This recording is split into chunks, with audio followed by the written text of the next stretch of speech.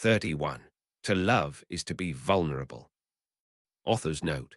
Thank you for all the reviews. Just a heads up to everyone. I'm about to get really busy at work as corn harvest and then soybean harvest begins. It will leave me little time to write. But rest assured, progress will pick up once again when things slow down.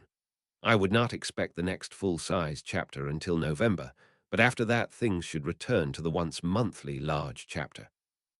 I do plan on posting a short interlude in a week or two, however, detailing the Muggle response to the events of the previous chapter and this one. Much thanks to GJ Mega and JDH41 once again for doing a wonderful job checking this chapter over for grammar and content. Also many thanks to Mayak for help with French, Sehen for help with Norwegian, and Kostin for help on Muggle politics and strategy. To love at all is to be vulnerable. Love anything and your heart will be wrung and possibly broken. If you want to make sure of keeping it intact, you must give it to no one, not even an animal. Wrap it carefully round with hobbies and little luxuries. Avoid all entanglements. Lock it up safe in the casket or coffin of your selfishness. But in that casket, safe, dark, motionless, airless, it will change. It will not be broken. It will become unbreakable, impenetrable, irredeemable. To love is to be vulnerable. See. Lewis Harry walked out of his room on silent feet, dressed in his usual dark shirt and trousers. He hadn't thought to ask if there was some sort of academy dress code. Dylan certainly hadn't looked as if he adhered to anything. Hermione was sitting on the large sofa in the living room, and it took him a moment to realize what looked different about her. She wasn't wearing her Hogwarts robes, but was dressed as she had been over the summer, in Muggle clothing. She looked up at him as he walked over, giving him a half-hearted smile. She gestured down at herself and sighed. I have no robes that do not have the Hogwarts crest on them.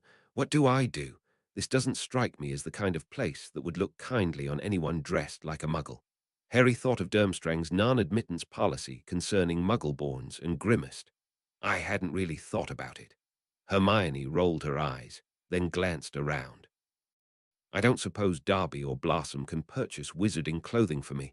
I can give them the galleons, that or take the crests off my robes. I don't know a spell that can undo seams. Harry sat down beside her as he frowned in thought. Then he tilted his head. Perhaps it's time to test out those links we were talking about. Try to summon her yourself. Hermione opened her mouth, paused. Then she narrowed her eyes and sat up straighter. Just say their name, Harry nodded. Hermione frowned, then called out for Blossom. The elf appeared at once, her large blue eyes wide and focused on his friend. Yes, Mistress Hermione. Hermione gaped, then grinned. She began repeating her questions, and Harry stood and walked away, heading back over to the large map of the school that was still open on the table and looking it over. After a moment, Hermione joined him. She's going to remove the Gryffindor patches. What are you looking for? Harry only shook his head, looking over at her. I'm not sure, really. Were you planning on going up to those cafeterias for breakfast? Hermione bit her lip. I don't think the other two are going to be up in time and didn't really want to go alone. Blossom already agreed to bring us breakfast here. Is that all right? Harry nodded, looking back over the map again as he spoke. They are probably still off schedule. This is still bothering me. Harry tapped the map. Why are they giving us all this information? Even if half of it was incorrect, it would still be enough to ruin any secrecy once the Triwizard tournament is over. They've hidden here for a century. No one allowed to speak of the true size of the school or what was contained within. Why come to light now, during the tournament? Hermione followed his gaze. I guess they could simply have thought it was time. She drifted off, then smiled slightly. But neither one of us quite believes that coincidence. We just need to be on our guard here. Harry nodded and sighed. Yeah. Together, they walked to the small dining table and chairs set up in a corner. Blossom appeared with breakfast, but Harry simply sat there thinking. After a moment, Hermione nudged him. I didn't mean you have to act like that even in here. Relax a little. We've got to have one place we can go and not be afraid of being attacked. Harry nudged his food with his fork. I've warded these rooms already, and noticed Griffin's put up some of his own as well. None of the Durmstrang elves can enter, nor anyone else for that matter, without one of us as escort. You could say we are safe in these rooms, at least, but I don't like it. I feel trapped. Maybe it's just being underground. Inside of him, Dread twisted and grumbled agreement. The Quetzalcoatl wasn't the kind of snake to burrow in the ground. It preferred to live in trees. The mountain rubbed it wrong as well. Hermione grinned. Well, perhaps it's time to go explore a little. I know one place I've been dying to go since we got here.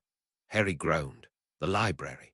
Before Hermione could drag him from the rooms, Dylan wandered in with a heavy yawn.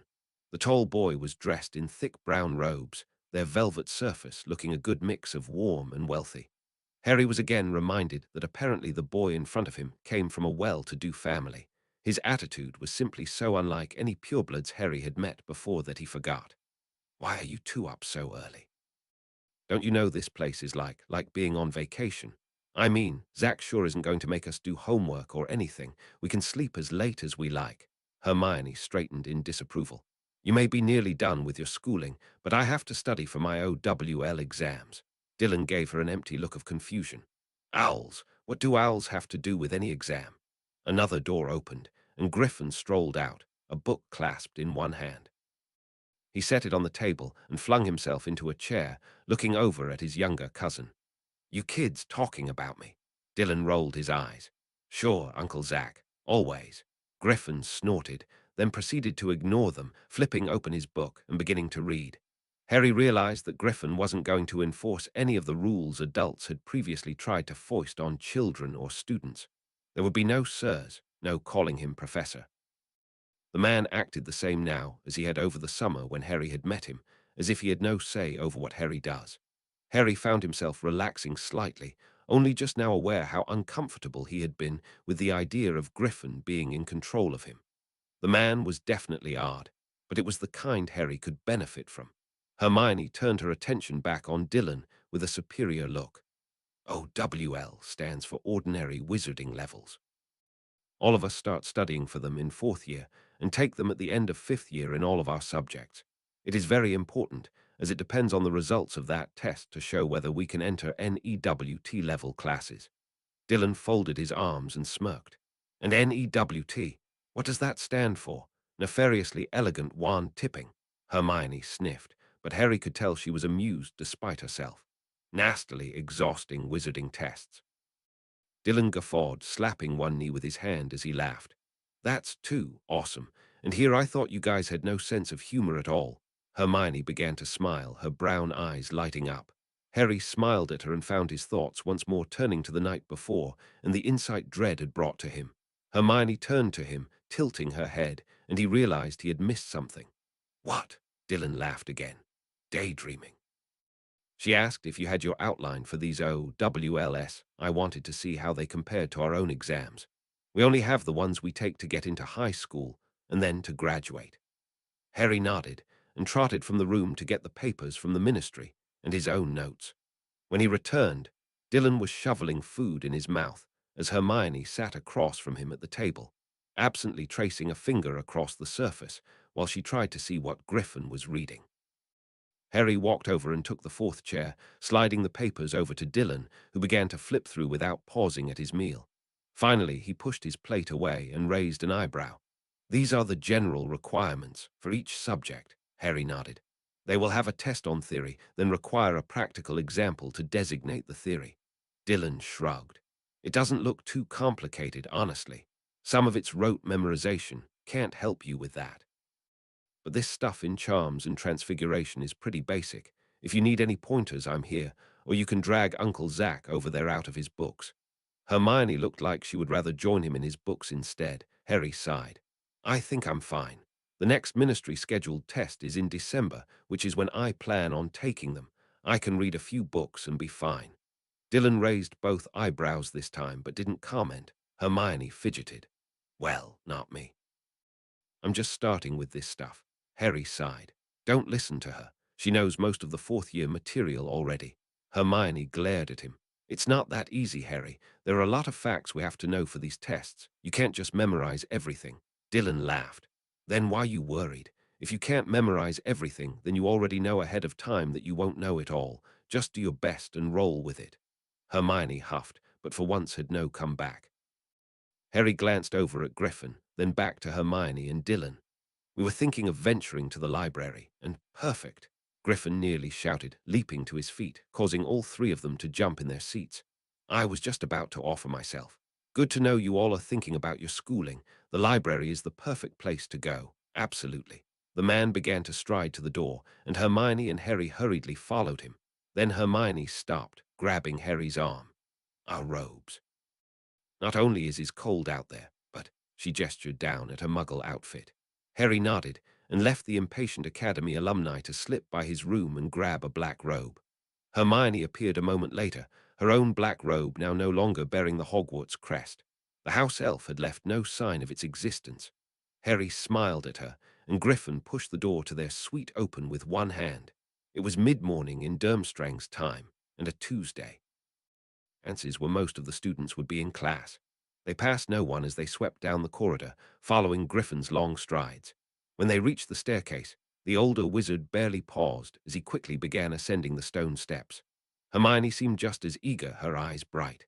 They passed the student quarters at a fast-paced climb until they reached the 11th level, the beginning of Durmstrang's extravagant bibliothek.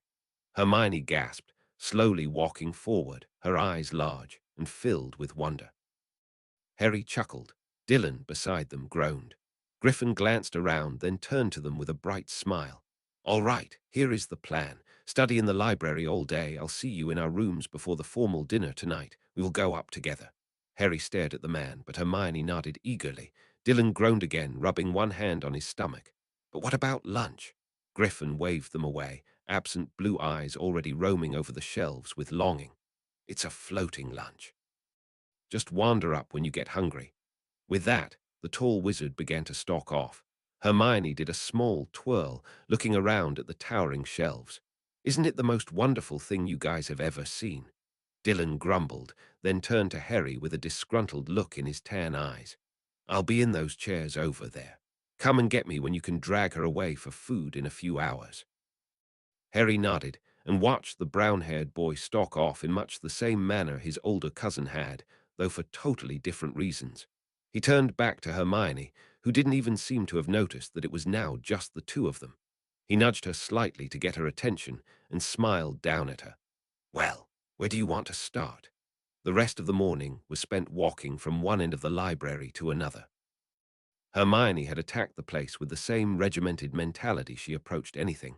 She wanted to know exactly what the place had before she could decide where to start. And the place was huge. All 3 levels had books top to bottom, though the top level, 13, was roped off and guarded by a dour man who looked them over with the same suspicious looks the Hogwarts librarian often sported. To Harry's relief, the man spoke English, though his accent was heavy. Pass.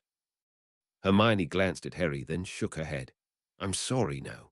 The man frowned harder at the two of them. No access. They turned away Hermione with a longing look, then she sighed. Perhaps Griffin can get us a pass. That must be their restricted section. Harry only shrugged. I can't think of why they would have one. They have an entire section on the dark arts on the level below us, with books I know are banned in Britain. What would they consider harmful here? Hermione gave a longing sigh. Exactly, it must be pretty amazing stuff. Harry rolled his eyes, then looped an arm over her shoulders. Don't mope, we will get in there. He glanced down at her morose look and squeezed slightly to her attention. Hungry, I'm sure Dylan is going out of his mind by now. Hermione glanced around reluctantly, then looked up at him with pleading eyes. Harry laughed and shook his head. Come on. We will come back after, and maybe actually pull some books off the shelves to read instead of staring at them. She brightened and followed him as he led the way toward the chairs Dylan had indicated hours earlier. However, the lanky teen was not alone. A girl sat across from him, a large book in her lap, staring at Dylan with as much fascination as he was staring back at her. She had bright yellow hair that was in a tight braided bun, large spectacles perched on her small freckled nose. She was pretty enough, Harry supposed, though he wondered why the academy student seemed so smitten. Dylan suddenly saw them approaching and smiled brightly. Guys, guess who this is? The girl turned toward them, her open smile fading into a blank expression as she straightened. As her eyes met his own, Harry noticed her eyes were nearly the same piercing shade of violet that the principal of the academy had sported. Was that a magical trait? Dylan continued, unabated by their silence. Gal, this is Harry Potter and Hermione Granger, my teammates. Guys, this is Gal Dumouriez, the premier member of the Beauxbatons contestants. The girl flushed slightly, shaking her head. No, please, I am not Z Premier. I was called last from Z Goblet. Dylan rolled his tan eyes, still smiling brightly. Don't mind her, we were just talking about this humility problem she has. In my opinion, the last called is obviously the most important. I mean, I was last on my team. Does that mean I'm the least important? Gal's mouth opened and closed, then she narrowed her eyes in consternation. Of course not, she finally snapped. Dylan grinned and hopped to his feet. Well, Gal, I think I'm insulted. You should make it up to me by letting me and my friends escort you to lunch. He held out his hand, and Gal looked from it to him with flustered eyes. Finally, she politely gathered her book in one hand and took it, allowing him to pull her to her feet. Thank you, monsieur, she said softly, her French accent suddenly more heavy. Dylan sighed fondly. Dylan, I do love your French words though, my dear. The girl's eyes glittered with humor. Hermione sent Harry an exasperated glance, and he fell back a little, letting Dylan and the girl lead the way from the library. The two seemed completely engrossed in each other, the academy boy disarmingly polite to her at times with an odd mix of bluntness that seemed to draw laughs from the reserved girl. Hermione startled him when she took his hand, and then he felt her thoughts echo to him, tinged with annoyance. What is wrong with that boy? She's our competition. Harry grinned. I don't think he cares. Hermione frowned. She didn't even say hi to us. Harry raised an eyebrow at his friend. I don't think he gave her a chance. He was probably afraid she would find a reason to go somewhere else. Hermione sniffed. I wouldn't blame her. He's an incorrigible flirt. Harry snorted out a laugh, and the two ahead of them paused, glancing back. The girls' eyes dropped to their clasped hands, and Hermione jerked away, breaking their mental connection. Dylan smirked and leaned into his companion. Don't mind the lovebirds back there, I don't. Now, what were you saying? You don't get along well with your teammates. Gal lifted her chin as she turned back to the teen beside her. My teammate. Felix is nice, but Fleur is. What is Z word? Hopeless. She is sans espoir. She uses advantages to sway Z boys around Advantages? Dylan casually inquired. Harry narrowed his eyes suddenly, the name ringing a bell in his own mind. But surely it couldn't be the same girl he had met in Calais. Perhaps Fleur was a common French name. Gal sniffed. Family is Ig in Z French ministry, but Zat is from Phaser's side. Moser is rumored to be part Vila, and I believe it completely. Men trip over Zaire's own feet in presence. Vila. Harry glanced at Hermione and wished he was brave enough to take her hand again, but she was avoiding his eyes now, looking at the floor. Gal continued, her voice disgusted. It is a disgrace to use looks over ability. Dylan was nodding along in agreement, and Harry began to suspect that the boy was drawing the information from the girl on purpose. Was he really that manipulative, though? Harry wouldn't have pegged him for that type, not with the way he acted. Did his nice attitude simply bring such information out easily? Whatever it was, the information could be useful to them. They began to ascend the stairs, and Harry began to see more Durmstrang students. He had seen a few in the library occasionally, all dressed the same in vibrant red robes lined with brown fur. There were even more here now on the stairs, nearly all heading upwards. They joined the crowd, and Harry paid attention again to the couple's discussion ahead of him. So how long have you been here? Dylan asked with a smile. Gal returned it, her face turning to look at her companion. Harry noticed she looked much prettier when she smiled than when she had that serene look on her face. We arrived the 30th of October. Did you arrive this morning? Dylan shook his head. Last night late. Is this it? The sudden question had Harry glancing over. They had been walking up the curved stone stairs for a good 10 minutes, and the flow of students were increasing with each level they passed. Gal nodded. There are 3 cafeterias. We can use any of them. Dylan gestured ahead of them. Lead the way, my lady. Gal flushed again, then headed off down the corridor. Dylan glanced back at them with a smirk and raised eyebrow. Hermione glared at him and stepped closer to Harry, brushing his side. He is horrible.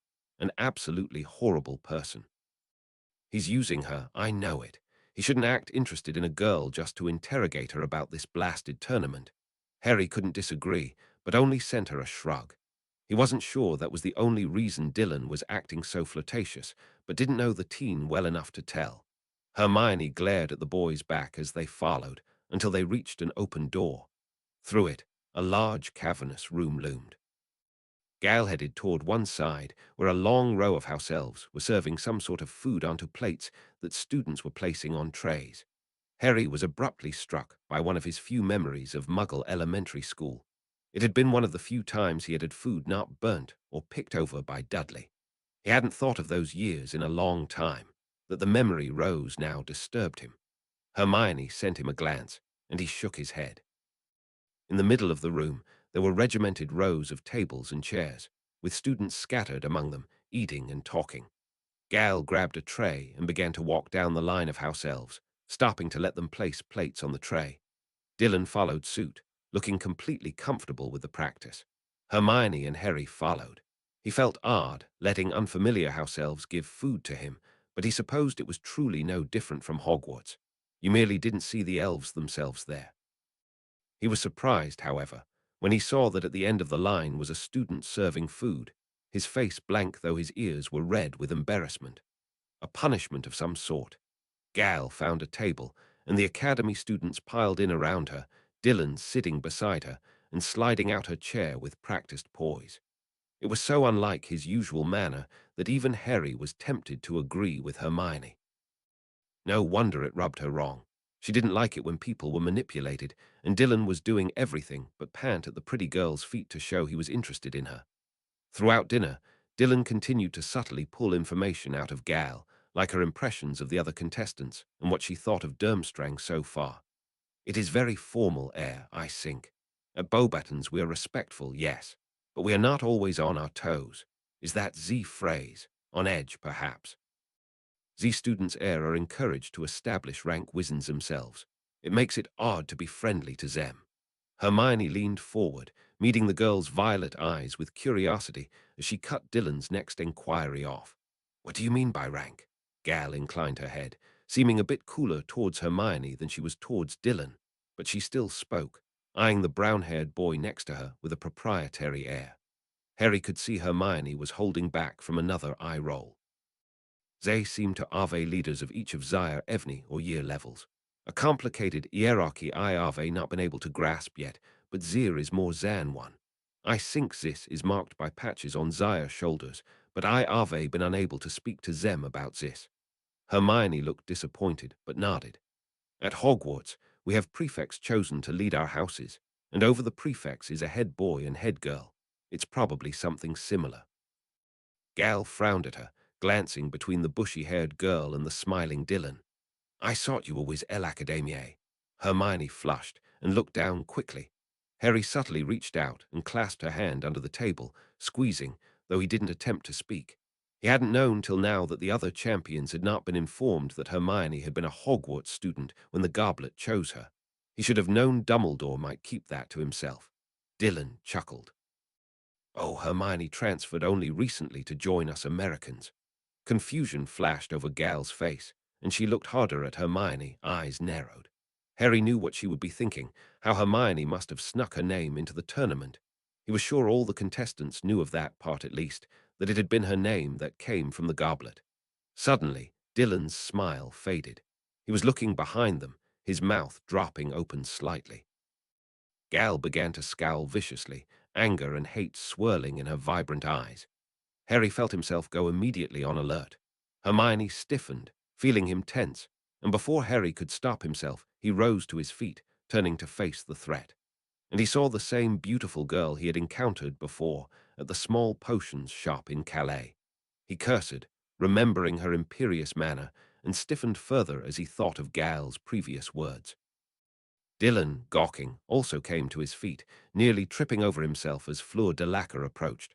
The tall teen began to step forward, hand outstretched as if to greet her, but she swept right by the blonde, completely ignored her glaring schoolmate, and focused on Harry with a sweet smile. Monsieur Potter, I hoped we would meet again. I was ravy you had chosen to compete in this competition. She was smiling brightly at him now, and beside him Harry saw Dylan begin to sway slightly, his eyes glazing over. Hermione seemed to be glaring as hard as Gal now, and Harry didn't have to see the other boys around them getting that same look to realize exactly what was going on. Half-Vila, Gal had said. Well, she was right about that. This girl was trying her hardest to enthrall him, as she had probably been trying to do in that potions shop during the summer. And she was failing miserably, thank Merlin. It seemed Mem protected his mind from enthrallment just as easily as it did legilimency. Harry inclined his head slightly towards her, but did not take the hand she held outstretched. Instead, he turned slightly, gesturing towards his friends as he spoke. "It is nice to see you again as well, Mr. Lacker. This is Dylan Sawyer and Hermione Granger, my teammates during this competition. I'm glad to say we have already met Gal Dumaris. She is a credit to your school." Fleur's face twisted as she nodded to Dylan and Hermione, but her gaze hardened when it rested on Gal, and she did not acknowledge Harry's compliment. No love was lost there, Harry mused. Then she turned back to him, her smile brightening as she tossed a string of silvery blonde hair over one shoulder. "I was hoping you would agree to meet with me after your meal to discuss the competition." Harry froze, startled. Could he risk offending her by declining? He didn't really have an excuse to turn her down, but he also had no desire to spend time with the Beauxbatons champion. Suddenly, Hermione stood, not so subtly stepping slightly between them, her smile too bright. "I'm ready to go back to the library now, Harry. Thanks for agreeing to help me pick out a few books." But Hermione wasn't looking at him. She was looking directly at Fleur, challenge in her eyes. The French girl only smiled, her gaze sharp as knives. The two girls stood off for a long moment, then Harry realized they were waiting for him to say something. "Oh, Merlin." He shifted, then reached out to gently take Hermione's elbow, smiling apologetically at Fleur. "Sorry to decline, Mr. Lacker, but I did indeed promise Hermione, perhaps another time." The Beauxbatons girl smiled at him, now ignoring the fuming brunette in front of her.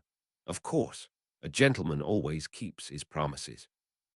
The tone was smug, and Harry realized that by saying another time, he had given her a reason to seek him out again. Before he could get in any deeper, Harry began to lead Hermione away. Once they exited the cafeteria, Harry glanced back and saw Fleur talking to Dylan, who looked like a puddle of goo at her feet. Harry sighed. Shouldn't have left him there. He's going to completely lose any favor he gained with Gal with the way he's acting. You think we can trust him to get back to the rooms himself? Harry turned back to Hermione, only to find her glaring at him. "What?" Harry asked, stepping back a step. She only shook her head, beginning to march to the central staircase. Harry trotted to keep up, confused. "Myoni, what?" She cast a narrowed eye glance over her shoulder. "I don't like her. At all. She was trying to manipulate you. You saw what effect she had on those boys around us. Had them wrapped right around her little finger. I thought what Dylan was doing was bad, flirting with a girl just to get information. Well, that was nothing. What she did should be illegal. It's as bad as the Imperious Curse." She stopped ranting, shook her head quickly, and began her quick march again. Harry trotted over quickly, taking a hold of her hand and letting his own mind slide against hers. Her thoughts were a haze of color he had never quite seen before, something like the hue of a fall pumpkin, a bright, shiny orange. He filed that thought away and spoke directly into her mind, slowing her slightly. "It isn't technically illegal for half-veilers, as the enthrallment normally lasts only a short time. It's considered a legitimate trait of interbreeding with magical creatures like the Veela. Purebloods tend to look down on those that have it, but to them it's better than having a muggle ancestor." "Well, it should be illegal," Hermione growled back inside his mind. "I don't disagree with you. She is misusing her gifts. We will find a way to help Dylan resist. If he is warned, perhaps he has some measure of occlumency he can use in defense." Hermione cast a glance at him, beginning to slow her pace. "I suppose you can defend yourself. I think she looks at you as a challenge. I could see her trying to sink her claws into you. That was why the effect was so strong on the others. She must usually be much more subtle, but she couldn't crack you." Harry nodded, the thoughts echoing his own. "Yes. I met her briefly over the summer, while searching for the wolfsbane potion. She tried then, and I had no idea what was going on. Now, I realize I must have caught her attention there by not doing as I was bid." Hermione's voice inside his mind growled, low and deep, a sound he had never heard her make aloud, filled with purpose. "I really don't like her." Harry only sighed, and slowly withdrew his touch and mind both, walking side by side as they approached the library again. Hermione took a deep breath, then looked up at him with a determined smile. "Forget her. Let's find some books."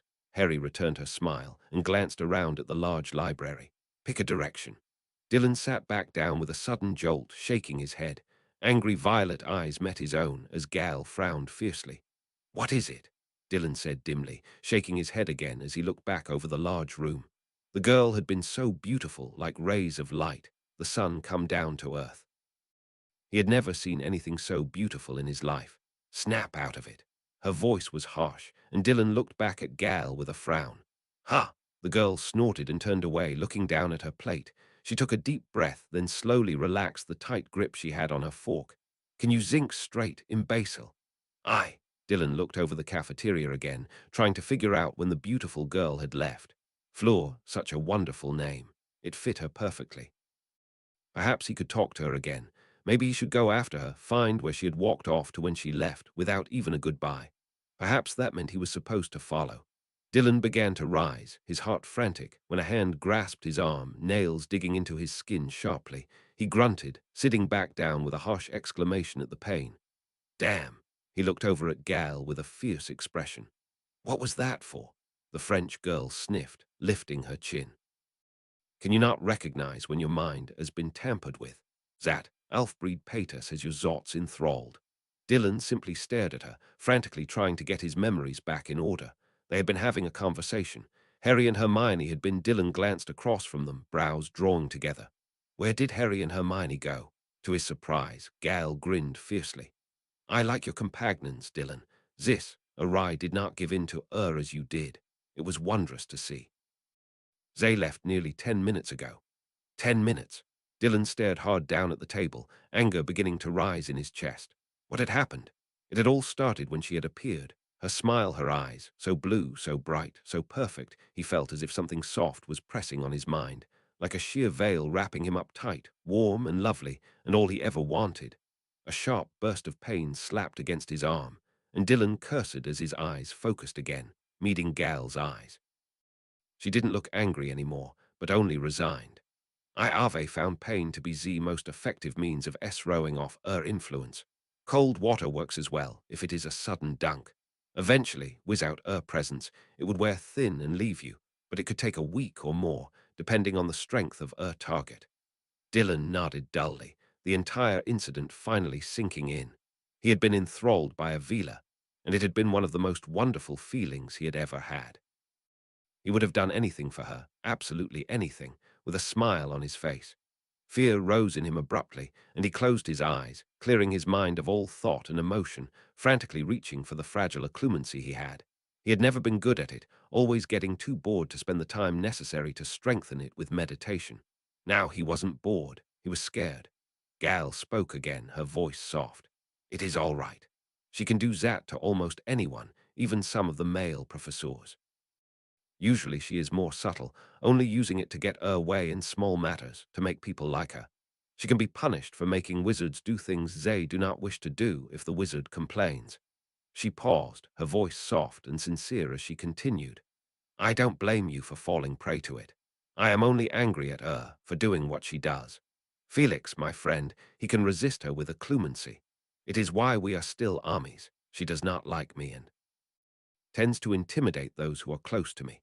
Our families are rivals in the minister franchise, as we are in school. I hate her.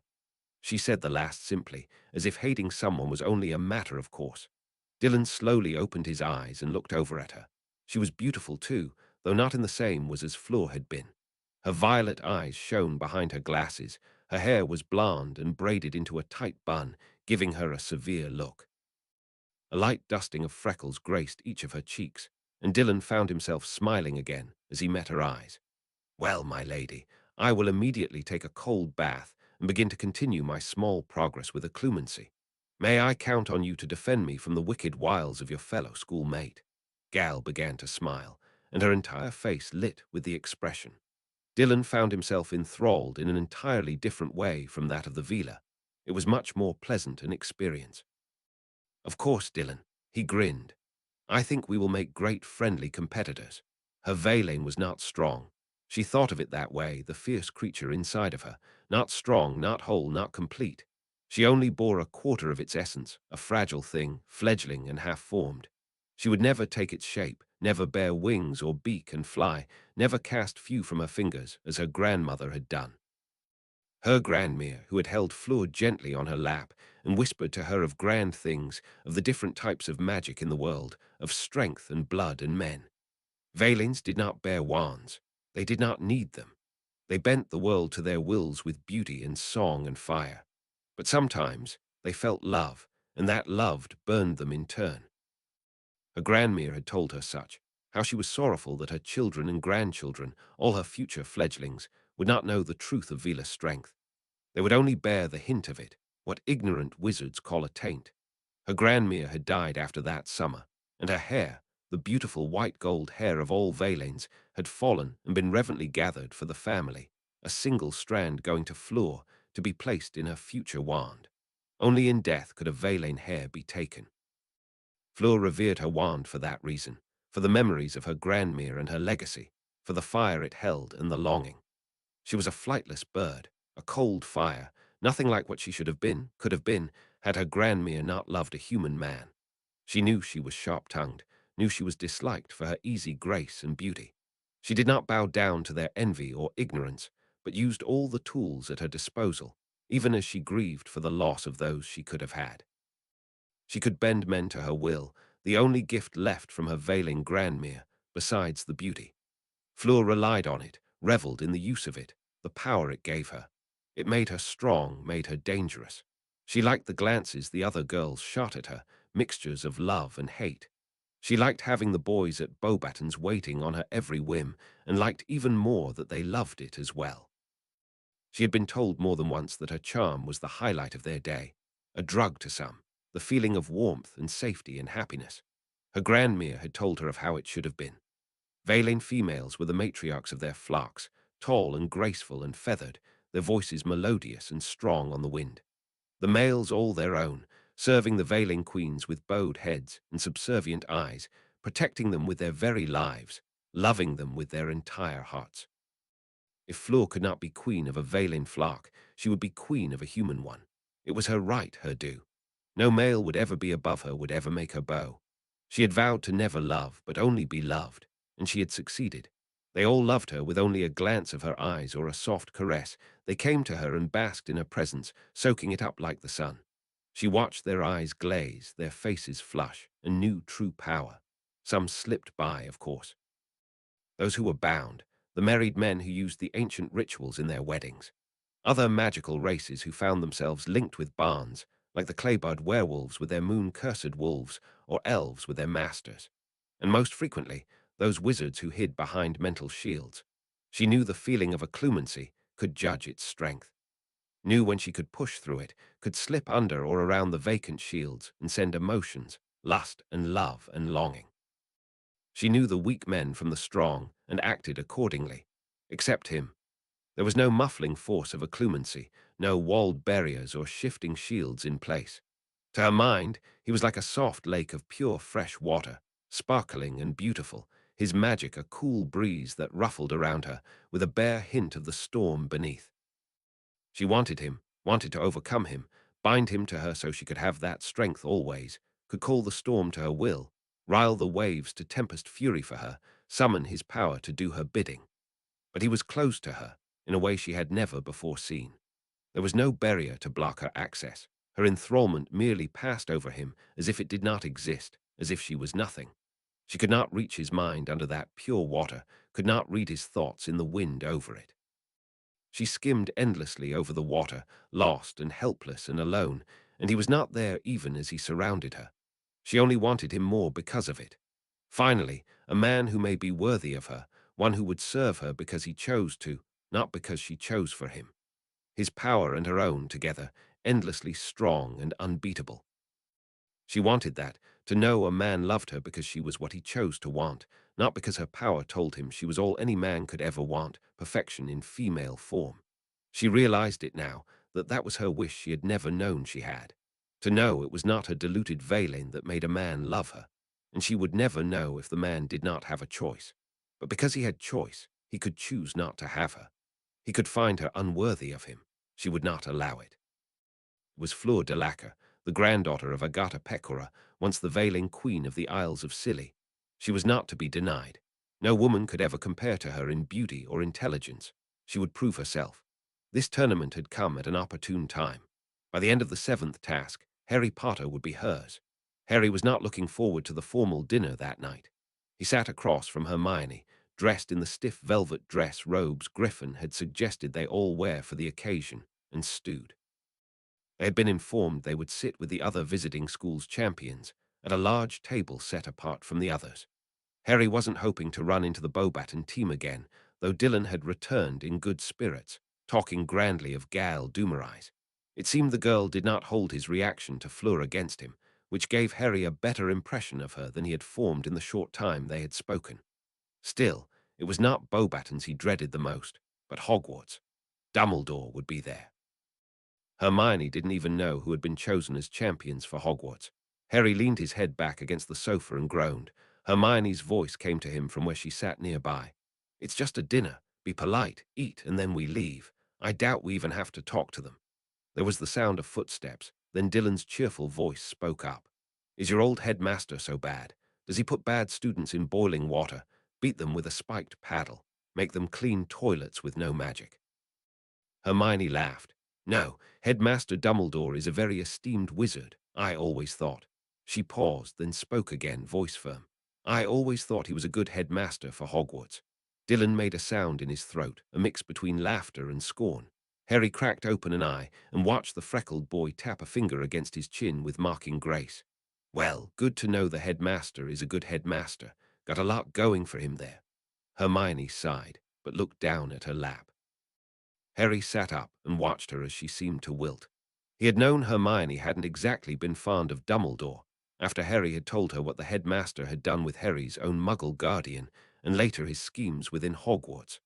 But she had also always seemed to retain a kernel of respect for the old wizard, of what he had accomplished in the past, and all the good he still did for wizarding Britain. Now, however, she didn't speak of any of that. Didn't try to defend the headmaster with more than pitiful remarks that were frail and weightless. She wasn't even trying. Dylan looked at Harry and grinned. "Well, hopefully the Hogwarts champions are nice. Gal and her friend Felix, I met him later in the library, are good enough sports. This tournament might end up a friendly competition after all." There was a snort from the other side of the room, and they turned to see Griffin striding out, one hand idly finished buttoning up the front of his royal blue dress robes. The wizard wrinkled his nose at Dylan. "Think again, my dear cousin. Durmstrang is not known for its friendliness, and we have not even entered the first task. I expect this tournament to be as fierce and deadly as its predecessors centuries ago. Don't get too cozy with the competition." Dylan rolled his eyes, but did not argue. Harry and Hermione stood, following the older man as he led the way to the entrance of their suite. At the door, Griffin turned back, looking them all over with an approving nod before speaking. "This is the Academy's first formal appearance. Make it good for Principal Valerian, as no doubt she will hear if we don't, and cast a nefarious spell on me when we return. Don't forget we are guests here, and that these people are not necessarily our friends. We must compete against them. They may try to gain information from us, or they may try to coordinate against other teams with us. Be on your guard for either. Discuss any plans with me first, before you attempt them in a task. This dinner should be simple introductions and small talk." Harry shifted and nodded, and saw Hermione was still looking at her toes, as if they held the answer to all the world's questions. Dylan saluted jauntily. Griffin tilted his chin in a firm nod, and left the room with swift steps. Harry took a breath, nudged Hermione, and prepared to enter the viper's nest. The champions' table sat on a raised dais, mirrored by a similar setup for the professors of Durmstrang on the opposite side of the large, formal dining room. The dining room itself looked like a large underground cavern, stalagmites spelled to the ceiling and running down the walls, glistening with light reflected from large floating crystal goblets that shone with every color of the rainbow. It managed to be both rustic and glamorous, a mix of natural elegance and magic. The students sat in the middle of the room at 7 large stone tables that seemed to have been carved from the floor itself. From what Harry glimpsed on their walk through, the students appeared to be sorted based on their age or rank, with a single student at the end of each table in a position of honor. The champion's table, however, was neither stone or square. It was a circular-shaped surface of transparent glass with a deep ruby hue. It was a creation of magic that any wizard or witch would have been proud of, every facet gleaming with an inner light. And around it sat the teams of Beauxbatons and Hogwarts, all their faces turned to watch them walk forward. There were 4 open seats directly in front of them, the chairs made of the same transformed ruby, looking far too delicate to actually sit upon. Harry aimed directly for the center 2 seats, grateful when Griffin took the chair that happened to be placed directly beside Albus Dumbledore. Griffin smiled brightly, his blue eyes twinkling as fiercely as the Hogwarts headmasters ever had. "Good evening. I am Zachary Griffin, representative from the North American Academy of Magical Studies. With me are the chosen from our fine institution, Dylan Sawyer, Harry Potter, and Hermione Granger." His statement was met with a moment of silence. A large woman sitting between Fleur and Gal was the first to speak. "Enchanté, Monsieur Griffin, and to your students as well. I am Madame Maxine, Headmistress of l'Académie de Magie de Beauxbatons. This is Fleur de Lacre, Felix Garrel, and Gael Dumouriez. Beauxbatons looks forward to competing with you in this tournament." The words seemed rehearsed. As she spoke their names, the boy and 2 girls beside her nodded their heads. Griffin gave a gallant bow towards the headmistress. Harry carefully did not look at Fleur, but let his eyes roam across the wall behind them. Griffin turned towards the Hogwarts entourage, his face polite and open. Headmaster Dumbledore didn't look at the elegant wizard, but met Harry's eyes with a sad tilt of his head, the large hat on his head sparkling with gold and silver thread. Harry did not look away, but met the wizard's gaze with stubborn determination. Dumbledore's eyes moved away, and he smiled gently towards Griffin, speaking in the calm tone of a grandfather to those younger and less wise than he. "I am glad the Academy was able to travel here on such short notice. You have done us a great service in your support of our own Miss Granger." Beside him, Hermione stiffened visibly, her lips pressed so hard together they seemed to pale. Dumbledore continued in the same even tone. "I am Headmaster Albus Dumbledore of Hogwarts School of Witchcraft and Wizardry. These are our champions, Cedric Diggory, Angelina Johnson, and Cassius Warrington." Harry watched as each of the students reacted to their names. Cedric was smiling as brightly as Dylan, seemingly clueless to the tension radiating from Hermione. Angelina had a scowl on her face as she looked at her fellow Gryffindor. Cassius met Harry's eyes with a smirk and a nod, every inch the proud, pureblood Slytherin. Griffin gave them the same short bow, then took his seat. Harry followed suit, sitting beside Hermione without speaking. After that, the table seemed to once more descend into awkward silence, broken by the occasional murmur from one student to another. Then the food appeared, between one moment and the next, no fanfare or announcement preceding it. Dylan jumped in his chair, startled, and Gal giggled, though her face was kind as she smiled across the table. "It is sudden, no. Zyre elves take it directly to Z tables." Dylan nodded, his face reddening slightly. He leaned forward towards the Beauxbatons girl, eyes bright in interest. "We don't use house elves at the Academy. They use displacement spells on warded circles to teleport the dishes. Does Beauxbatons?" His question was casual. Before Gal could speak, Fleur turned her head regally toward him and answered, Dylan's face growing strained as she spoke. "Beauxbatons uses elves as well. Most of Z elite schools do so."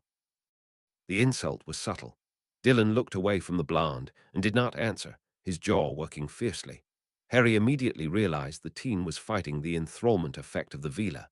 Harry spoke up, seeking to take the young woman's attention off his teammate. "House elves are not used as widely in America as they are here." Fleur's blue eyes turned to him, and she smiled, showing perfect rows of white teeth.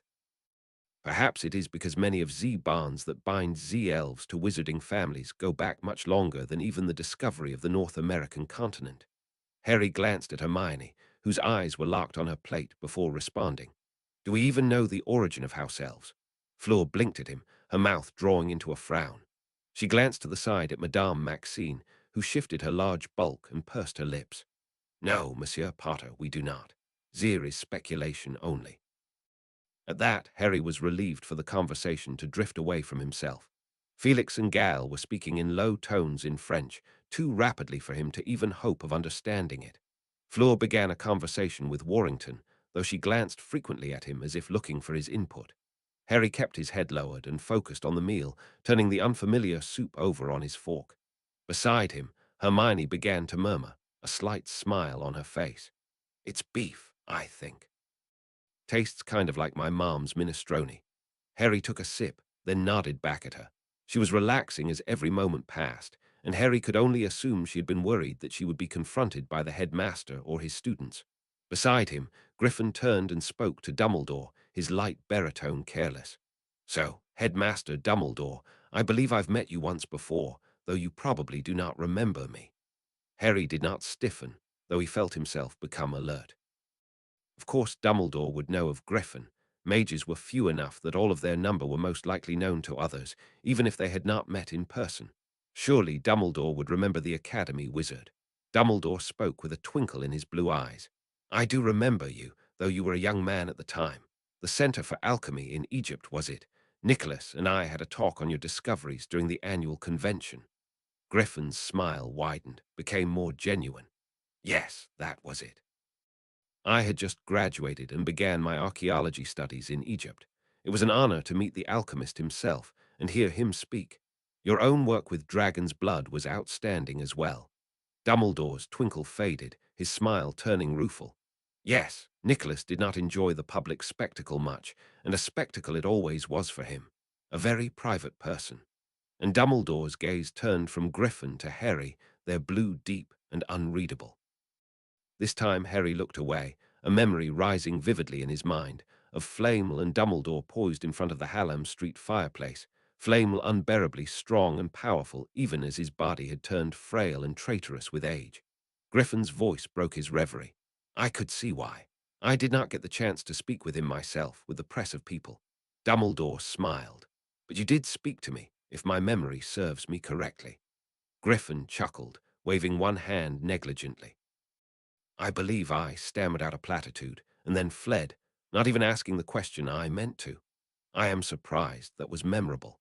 Dumbledore joined in the laughter, seeming completely at ease, but Harry caught the judging look the old wizard passed over Griffin, the recognition there of power.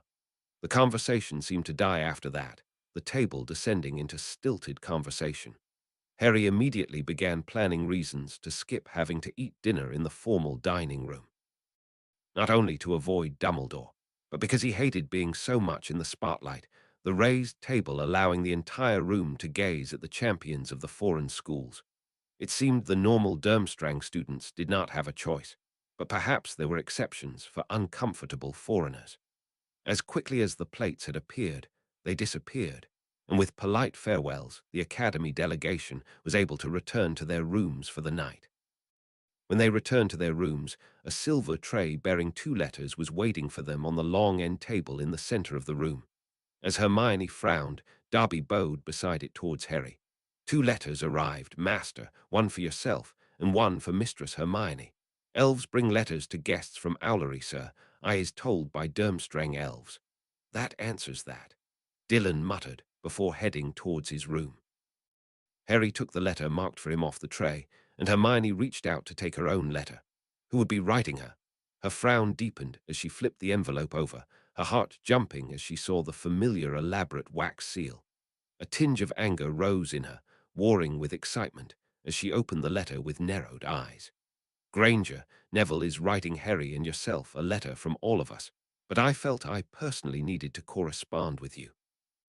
I won't waste time telling you how I know you did not willingly enter the tournament.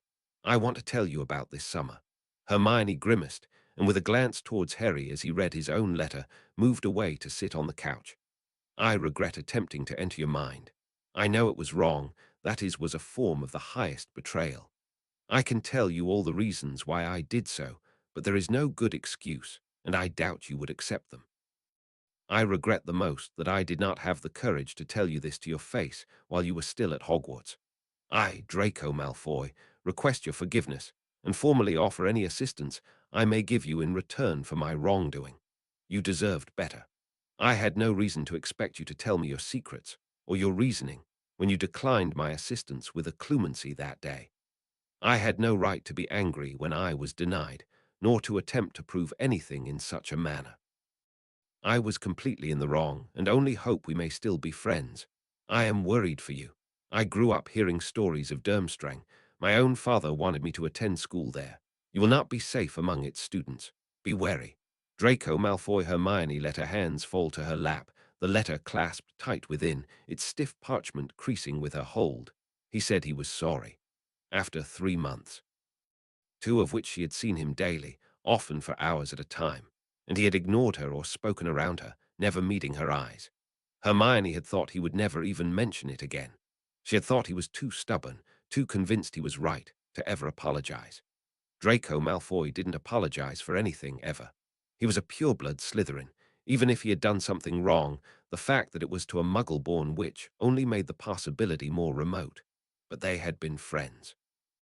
Hermione remembered that, the time they had spent together over the summer, sharing ideas and thoughts and stories. Maybe that was why it had hurt her so much, that someone she trusted had tried to brutally infiltrate her mind. And now he apologized. Hermione closed her eyes, emotion churning in her belly. Was he that afraid for her, that concerned that she was now here, that he would send a letter like this, let her know he still wanted to be friends? Hermione. She opened her eyes, looked up at Harry where he stood in front of her, curious eyes going from her to the letter in her hands. Then they fell to the torn envelope, the broken seal prevalent. Harry's face grew puzzled. Draco, he waved the letter he held. Neville just gave word from him and Blaze that they are behind us. Told us what the school thinks. Seems split between thinking you managed to trick the goblet and thinking I managed it. Very few, as in perhaps half a dozen, think it was an outside ploy. Hermione nodded slowly, absently folding closed the letter in her hands. She waited for Harry to ask her about the letter, desperately thinking about what she would say. The black-haired boy fell silent, searching her face. You all right? Hermione sighed. A part of her felt the matter should stay between her and Draco. It was why she never told him what happened in the first place. She had known it was obvious to all of their friends that something had happened to put them at odds. But a part of her was also embarrassed and angry that Draco had even tried such a thing, and she knew Harry would be absolutely furious. If she had been interested in revenge, telling Harry would have been an easy way to accomplish it. She didn't want that, because after her anger had begun to fade, she had begun to realize that Draco, in a stupid and foolish way, had only been trying to help her. And he had been just as hurt as she afterwards, when he realized she hadn't been telling him the whole truth. Harry was still watching her, patient and silent, eyes running over her face. Hermione gave him a strained smile, just trying to work out some things with Draco. Harry's mouth tilted in a small smile, a gesture Hermione had learned meant approval. About time. It was uncomfortable, being in the same room with you two at Hogwarts. Hermione rolled her eyes. I'd hate to make everyone uncomfortable. Harry grinned, then passed her the letter. Go ahead and read it for yourself. Hermione took the parchment, then watched as her friend turned back to browse through the books lining one side of their quarters. With a sigh, Hermione read the letter, though the greater portion of her mind was preoccupied thinking of a response to Draco's letter. Malfoy, I forgive you, but I won't forget what happened. I can't bring myself to trust you. Hermione. P.S. We never stopped being friends. If we had, I would have told Harry and been gladly rid of your annoying smirks.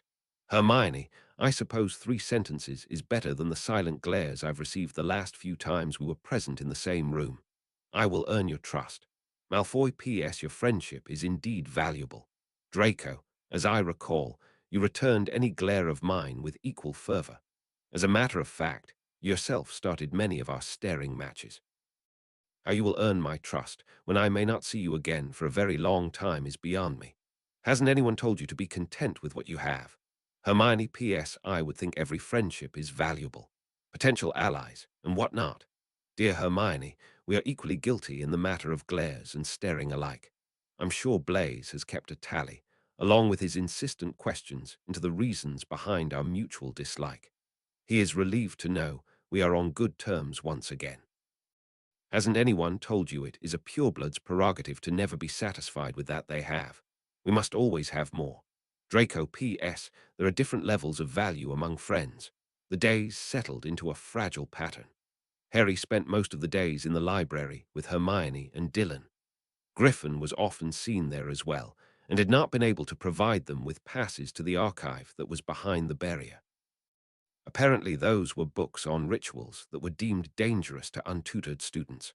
Hermione had been disappointed, But it hadn't lasted long with the sheer volume of material available in the main library.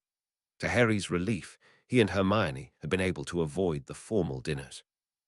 Griffin still attended, and had told them that often the Hogwarts and Beauxbaton's champions did not attend either, telling him he was not the only one uncomfortable to be put on such obvious display in front of the school. Harry still felt on edge.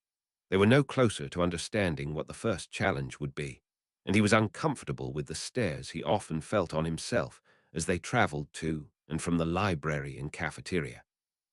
He kept waiting for some sort of attack, and growing more uncomfortable the longer it took to come. Dylan more often than not spent time with the violet-eyed Beauxbaton's champion, who had obviously forgiven him his fawning over Delacour. After 2 days, the freckled boy had confessed to Harry that it was all he could do with his simple occlumency to keep the half-Veela from rendering him a blubbering mess. "She's so beautiful, Harry." I keep hearing this voice in my head, telling me how wonderful it would be to just give in and be anything she wanted. And the worst of it is, the voice is right. It would be wonderful. The teen's voice was strained. Griffin had taken the boy aside after that and managed to work up some sort of charm that would decrease the enthrallment's effect on him. "It's not perfect, I'm afraid." Zach Griffin grinned with a shrug. "Can't do much to keep a healthy male from desiring a beautiful woman." Dylan had been ecstatic, however, and whether it was the charm or his increased confidence, the talisman had held. Griffin had cast Harry a glance, but not offered something similar. Harry wondered at the fact that the older wizard had had no trouble with the Veela's effects. He doubted it was simply a mage's increased power that prevented the enthrallment from working. There was something else at work there as well, but Harry didn't feel comfortable enough to ask him about it. After all, the wizard hadn't asked about Harry's own immunity. While Hermione studied more of the OWL material, Harry began to work on fulfilling the promise he had made to Dredd and researched anything he could find about magical serpents. Durmstrang's bibliothèque had all of 3 tomes on the subject, one of which was specifically related to potions' ingredients. The other 2, however, had been much more enlightening. One was on those species created using magic, like runespores and ashwanders. The entire back half was dedicated to controlling and using such serpents, frequently citing the potion's tome. Harry quickly realized that snakes were seldom, if ever, kept as pets among the wizards of the world. They were either grown for potions or kept as curiosities and status symbols. They were not easily enough controlled to be used as guards by any except Parseltongue, and those were few and far between. When they were in a temper, they were just as likely to bite friend as foe. But the 3rd book finally had the information Harry was searching for. It detailed the magical serpents of the world, as well as those serpents who had magical properties, if not outright magic themselves. One chapter of the 50 was dedicated to Quetzalcoatl and their South American origins. The flying snakes were rare. Naturally shy of wizards, they frequently haunted the high tops of the deep rainforests of Brazil, often mistaken by muggle and wizard alike as one of the many colorful tropical birds. They were not useful in any potions that some other, more easily obtained ingredient wasn't available for. They were poisonous, easily riled, and overall more trouble than they were worth. The book bore 2 sketches, both of a vibrant green and blue serpent poised in flight, its long, sinuous neck stretched out towards the sky, its wings spread in a beautiful display of feathered color. Inside, Dredd hissed, "That is as I am, winged serpents upon the air." Harry hummed in agreement, flipping the page. There was only one known place where an inquiring wizard could study the rare snake, and that was going to the source. Written in small print was the name of the witch who made it her life work to capture and track the Quetzalcoatls of the Serra do Cachimbo Mountains, and whom had provided much of the information cited in that chapter. Analyze Hawk. Not much was said about the witch, other than her studies into the serpents, and a careful insinuation that she could speak to the serpents themselves. Harry frowned down at the page. He had never thought much about other Parseltongue. Voldemort had given the gift a dark reputation, and any who now claimed it, at least in Britain, did so in secret. And in reality, the gift wasn't even that useful, unless, of course, one was going to make one's life work the study of snakes. Dread tightened in anticipation. Will we go there? Will we see others of my kind? Harry leaned back in his chair, closing the book with a solid thump. They are not. Harry closed his eyes, searching for the right words. They are not exactly like you, Dread. The serpent coiled inside him, and in his mind he saw the light of its power flare. Of course not. I am unique, one of a kind, blood and steel, but I would see others of the form that is mine. Harry tried to understand the fractured words, and startled as Hermione sat down next to him with a frown. Find something, she inquired, glancing at the title of the book in front of him. Harry sat up again, glanced around to confirm their relative privacy, and met her eyes. Yes, finally. Which in Brazil studies Quetzalcoatls, is the only reference I've found to anyone actually handling the snakes. They've got a bad reputation as pets and aren't of much use for anything else. Dredd hissed in disapproval at the statement, but Hermione laughed. Figures. I guess this makes it even more important to make him look legitimate if he is going to be seen. Harry spoke, ignoring Dredd's squirming. I'm beginning to think this is not a good idea. It will only draw more attention to us. Hermione leaned over, her eyes earnest and firm. He's sentient, Harry. Why should you keep him a prisoner to keep him safe from some danger we are not even certain could harm him? Harry shifted in his chair. He's not my prisoner. He's my knife. I can't lose him. Hermione looked down, and he could see the disapproval in her face. Dread had become silent, a cold presence in his chest, and Harry realized there was more than one way to lose a friend. He groaned, running a hand through his hair. Fine, I'll go there tomorrow, Sunday. Alone. Promise me you'll keep out of trouble. Dread hissed in triumph. Hermione grinned, her eyes brightening. How much trouble can I get into in the library? Entering another country without any knowledge of the language or people would always be difficult. Phoenix Fire might have given him the ability to go anywhere, but Harry found the harder part came once the fire dissipated. The Serra do Cachimbo Mountains in the western portion of Brazil looked like a blank spot on the simple map he had seen in the book, and he could see why as he looked around the area he found himself in. Tress, trees, and more trees. He knew there were several towns and villages throughout the edges of the heart of the forest, and a great deal of farmland further south. He stood at the edge of the magical preserve, and besides the witches and wizards who ran a small outpost and patrolled the wards, he would find no one inside, except Miss Hawk, if he could manage to find her. With a sigh, Harry let Dread slide off from around his shoulders, the snake gleefully scenting the air with his long tongue. I will find them, Master, the winged serpents. Harry reluctantly nodded and began to walk forward, passing through the wards with a shiver as their cold magic washing over him. He didn't doubt there was also some sort of alarm on those wards, and wasn't looking forward to being confronted about his presence. But he could think of no other way, and no address had been listed for Miss Hawk's home or even the Brazilian outpost. His only clue was the mountains themselves, and they spanned too large of an area for him to search, even from the air. And if they were under trees, that would be even more useless. With another jubilant hiss, Dread took to the air, his red and green feathers rippling in the sunlight. Harry watched him a moment, then began following on foot, entering the forest with a wary eye. He had read up on the various magical and non-magical beasts of the low mountain range he found himself in, and didn't enjoy walking through the unfamiliar forest. He would have much preferred to join Dread in the air. After an hour, his wariness had turned to annoyance. He slipped between more trees, avoided anything that looked like it might want to eat him, and considered that the Brazilian auras, or whatever the equivalent was, either didn't care about keeping intruders out of the preserve, or figured anyone insane enough to enter wouldn't be a problem for long. He wasn't sure that poachers even presented a problem, as there were few, if any, rare ingredients found in this part of Brazil. Only researchers and the curious ever visited, and the only magical species present not available in other parts of the world were the feathered snakes.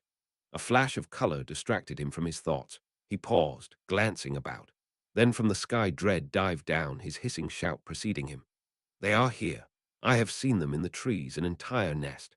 Harry raised his hand, letting the soft scales slide around his forearm, the wings spread wide as Dread balanced with his head upraised. Where? Dread fluttered, squeezing his arm tight as he hissed. I will show you. The serpent met his eyes, piercing green so similar to his own, and Harry felt their thoughts touch and meet. The vision spread out before him as if he flew through the air, the wind ruffling his crest. With a deep breath, Harry called up the fire and stepped from one side of a mountain to another. The trees around him were larger, older, their trunks bearing ancient scars. The forest itself felt heavier, the leaves above him weighted down in the humid air. For a moment, Harry wanted to leave, the urge rising in him nearly impossible to resist.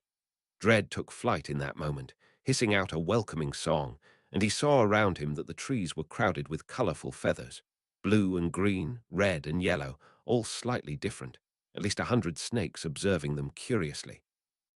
Harry made himself stay put, eyes focused on Dread as he wheeled through the air and pushed against what he now realized was an advanced set of wards. He had punched through them with his phoenix fire without even realizing, and they were now attempting to make him leave, angry snarls of magic that chanted keep out, go away, leave, leave, leave. Harry drew in another deep breath, his own magic rising from his skin, bracing himself against the ward's unbelievable strength as he held firm. Dread was still singing, an odd serpent song of foreign nests and prey and brotherhood. Harry focused on that, and with gritted teeth took a single step forward. The wards withdrew with a snap, and Harry nearly stumbled at the loss of pressure. He panted, looking around, the sounds of the forest hitting him at once. The Quetzalcoatls were singing back to his dagger, their many-toned voices as excited as Dread was where he still flew through the air in elegant acrobatics. Who the devil are you? Harry spun, seeing no one. Then movement in the trees drew his gaze up, and he gaped. Among more feathered serpents, an old woman perched precariously on a large, sloping branch. Her white hair was pulled back in a simple braid, her weathered skin golden tan in the dappled sunlight, though few wrinkles marred its surface. She wore a short green robe that barely reached her knees, though he saw she wore brown trousers and heavy boots of some sort of hide. Her pale eyes, such a light blue they looked white, narrowed at him with simmering anger. You're obviously English, and I asked you a question. Her voice sounded much younger than her hair made her appear to be. Harry blinked, then straightened, hiding his surprise behind a blank mask. Are you Miss Hawk? The woman's grip tightened on the branch she held, and Harry felt a subtle pressure on the air. He recognized it instantly as power, brute magical strength, though it moved much more subtly through the air than even Dumbledore's aura. He wanted to groan. Another powerful wizard, or in this case, witch, and she didn't look friendly. I asked who you were, wizard. She spat, her voice angry. Harry saw the serpents next to her begin to shift into a more threatening posture, the long crests on their heads raising as wings began to flex. Then he felt familiar soft feathers drape across his neck as Dread landed with a hiss on his shoulders, displaying glistening fangs towards the other snakes as he stretched his own wings in an angry display. Mine. The woman's gaze changed as her eyes roamed over Dread. Her frown deepened, her pale eyes flickering in confusion. Harry spoke quietly, aware that he was intruding on her property, behind this witch's personal wards. She had a right to be angry. I am Harry Potter. I came here looking for Miss Hawk, to gain information about the Quetzalcoatls.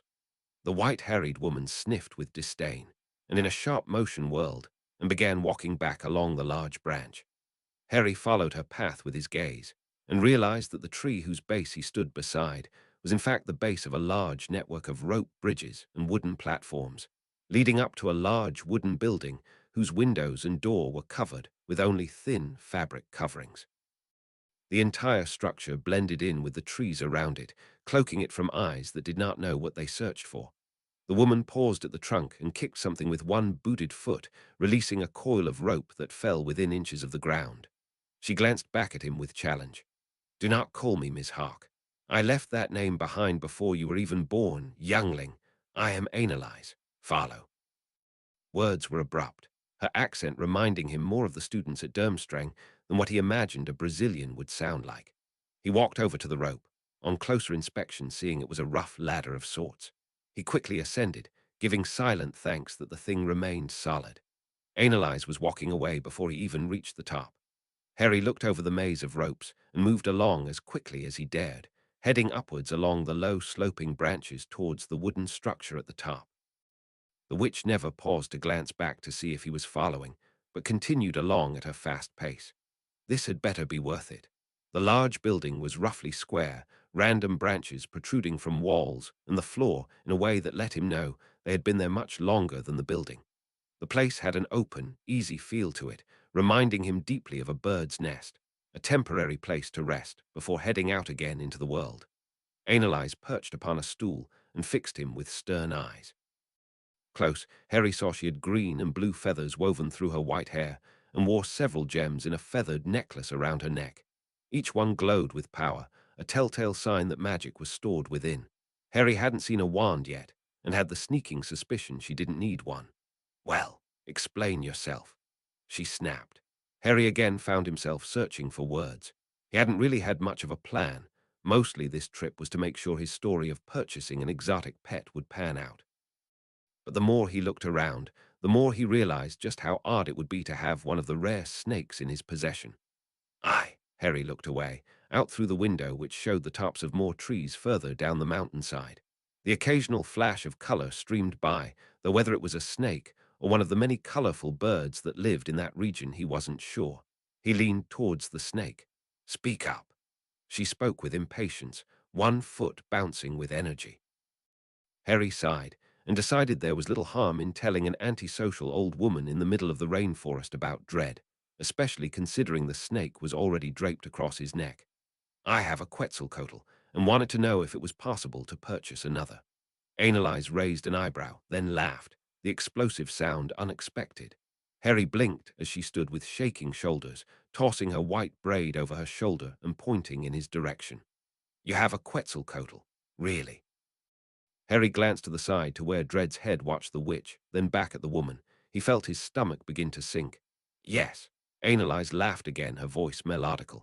Do you take me for a fool? Is this some ploy to capture one of my nests? Some scheme of Alexander's? Harry shifted from one foot to another, confusion warring with annoyance. I don't know who Alexander is, and no. The witch tilted her head, eyeing him. Finally, another true statement. I'm good at telling truth from falsehoods. Perhaps you should try again. Harry narrowed his eyes, tasting her power on the edge of his own, lurking like a shadow in the corner.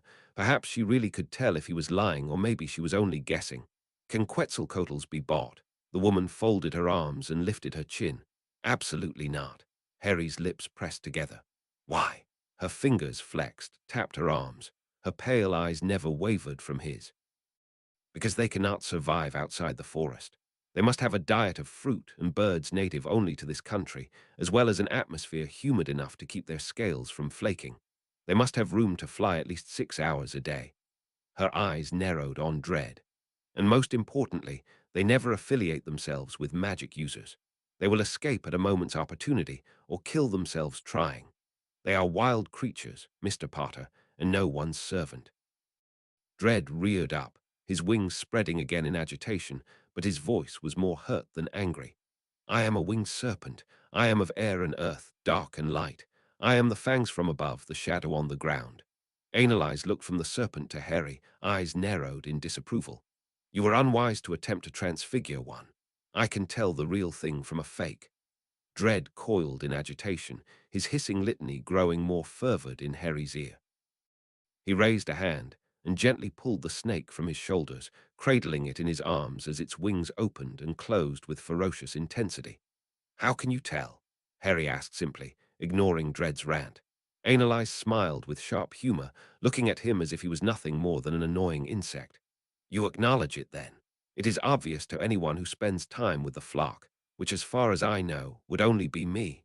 His coloring is not right, for starters.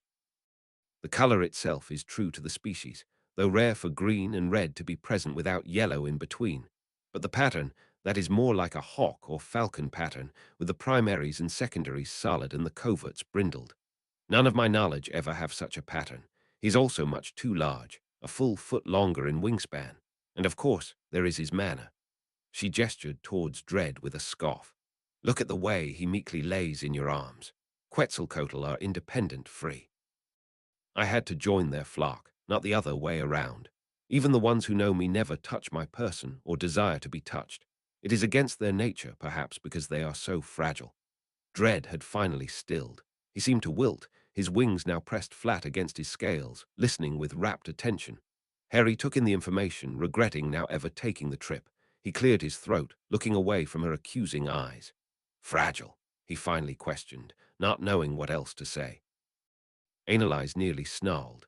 Do you know nothing about these creatures?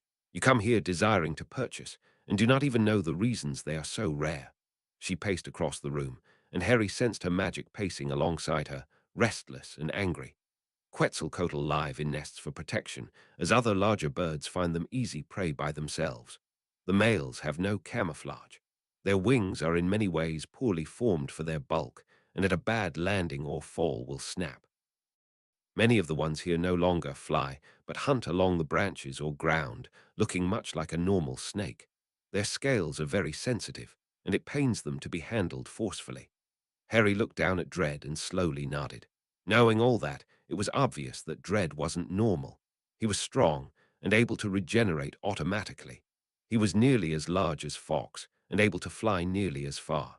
And Harry had never seen him attacked by any predator. At least none that lived after the encounter.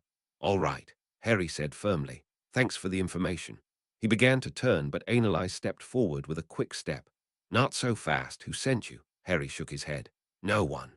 He again tried for the door, but Analyze stood firmly, arms still crossed, fingers tapping with restless energy. "Why did you want to buy one of my nest?" Harry couldn't think of a good reason, not one the woman would accept. Finally, he shrugged. "I was curious." Her eyes looked deeply into his, and Harry felt her mind shift against the ocean of his own. When it withdrew, Analyze's face was tight. "You broke through my wards. I do not trust you." Harry was tempted to simply leave from where he stood. He was tired of the witch, this forest, and the feeling of the serpent in his hands sinking into depressed silence. "Look, Miss Hark, I'm not interested in you, your wards, or your snakes. I just wanted information. I won't come back." Analyze huffed, and her arms fell to her sides. "Any of this you could find in a book. I imagine that's how you found me." Harry shifted the snake in his arms. "They're not very complete. All I found was about you and your research, and that was yesterday, not what I needed." Her gaze was shrewd, and Harry immediately realized he had said too much. "So you did not want to buy a snake of mine. You wanted to only know if it was possible. One does not decide to buy in only a day. And you bring me a conjured snake and try to pass it off as one of my own. You running a scam, boy, trying to sell tourists fakes." Harry growled in anger, and with frustration shifted Dredd to his shoulder. "No, look, I'll be out of your hair, just let me pass." As she lifted her chin in stubborn defiance, Dredd hissed in a defeated tone. "Take us to She Who Explains, Master. I need more words. I am not a winged snake. This is not giving great fear in troubled times. I was not always what I am now, but now I am. Does this make me less than what I am, less than what I was before I was broken? Am I no longer anything because I have changed? What am I?" Frustration finally bubbled forth and spilled over in Harry's heart as he looked across at the green and red serpent who spoke so forlornly. With a growl he spoke, looking again into green eyes. "You are a winged serpent of the air, no matter what this uptight woman has to say about it. Now we are leaving." He said the last, turning back to Analyze, stepping towards her with rough intent, but her eyes had changed. Their pale gaze was no longer just accusatory, but intrigued as well. "You speak the serpent tongue." Harry's step hitched, but he didn't stop. "Yes, goodbye." Analyze moved to the side, but followed him as he stepped out onto the wooden platform. "Wait, your snake," he said he was changed. "Did you transfigure him? Tell me the truth." Harry glanced back, the fact that she was also a Parseltongue confirmed, but he didn't stop. He was done with this place. "No, at least not the way you are thinking." She continued to follow him, easily keeping pace as he carefully walked across the bridges towards the ground. "It is a crime to transform a sentient creature. It is no wonder he is confused. You should allow him to change back." Harry gritted his teeth. "Look, he is what he is. It's not something that can be undone." And his sentience was debatable at the time. He could hear the frown in her voice as she spoke. "Mr. Potter, objects or animals that do not possess intelligence, that are not sentient, cannot simply become sentient after taking the form of a sentient creature. Wizards cannot create life, only the mockery of it." Harry stopped, turning back to face her. "I don't know what he is, all right, and it's none of your business." She stepped closer, and he realized she was at least a foot shorter than him, her white-crowned head below his chin as she glared up at him. "You came onto my property." Harry glared right back, voice acidic as he lost control of his temper and yelled. "And I regret it completely." She opened her mouth, about to spout back, and Harry heard Dredd make a distressed hiss before pain flared on his neck. With shock, Harry realized the snake was retreating away from their fight the only way he knew how, sinking down into his magic in a way he had never done in front of any save Hermione. He saw Annalai's eyes flare in horror as the serpent bit down, then go blank with confusion as scale and feather turned to mist, the serpent falling into Harry's magic like a child into its father's arms. Harry stepped away from the witch, trying to think of some way to explain. He absently ran a hand across his neck, wiping the blood off, thoughts swirling together over Dread's confused and hurt internal hisses. The old woman's face went blank. Her eyes roamed over him, head to toe, as if searching for an explanation on his body. Then she met his gaze, and there was darkness in her eyes. "What magic is this?" Her voice was whisper quiet, a low tone of question. "Speak, boy, with truth this time." Harry felt the anger rising again and spoke, his voice just as low as hers, fierce and dark. "I have been telling you as much truth as I was willing to give." Annalai's face did not change. "Then give me more than you want to. I can do you no harm and perhaps give aid." Harry hesitated, but he was nowhere near willing to confide everything in a complete stranger. And yet, maybe she could help if told a few of the details. He hadn't found anything in all of his research that described the same effects in a ritual knife, and Mr. Steele was no longer around to ask if the old man had known anything special about dread. His books long ago assimilated and dispersed by the hounds. What he had learned of ritual knives only said they could be used as another set of eyes in which to complete complicated rituals. None had described them becoming sentient or changing form. Even his own book on the runic ritual he was performing gave little detail into possible effects on the instrument used during the rituals. Harry knew something had gone wrong, just as he wished desperately he had trusted Nicholas Flamel enough to confide in him while the man still lived. The old wizard had perhaps been the last living man to personally know a runic wizard. "His name is giving great fear in troubled times. When I named him, he was a two-headed snake. During a spell, he changed form and has been this way ever since. He gained true sentience around that time, but the process was gradual. He doesn't sleep like a real snake. Only recently did I learn that he could eat, though any food seems to be converted to pure energy. In fact, in nearly every way that matters, he appears to be a creature of energy." Annalise pursed her lips, eyes hazy in thought. "I have never heard of something quite like this. Even powerful witches and wizards cannot make life from unlife. This spell you mentioned, was it performed on the snake directly, or was the effects unintentional?" Harry tried to think of a way to respond that didn't lead to only more questions. He was part of the spell, but not the intended victim. Her eyes darkened, locked on his. "A sacrifice?" Harry's eyes widened in surprise. "No," he responded quickly, with a shake of his head. She didn't look away from him. "You are not telling me something, and I cannot help without details. How can a two-headed snake be part of a spell and not be somehow used with blood or body?" Harry looked away, unable to bear the intensity in her eyes. He looked over the forest with a blank gaze, abruptly wishing Hermione was at his side. She might have known what to say.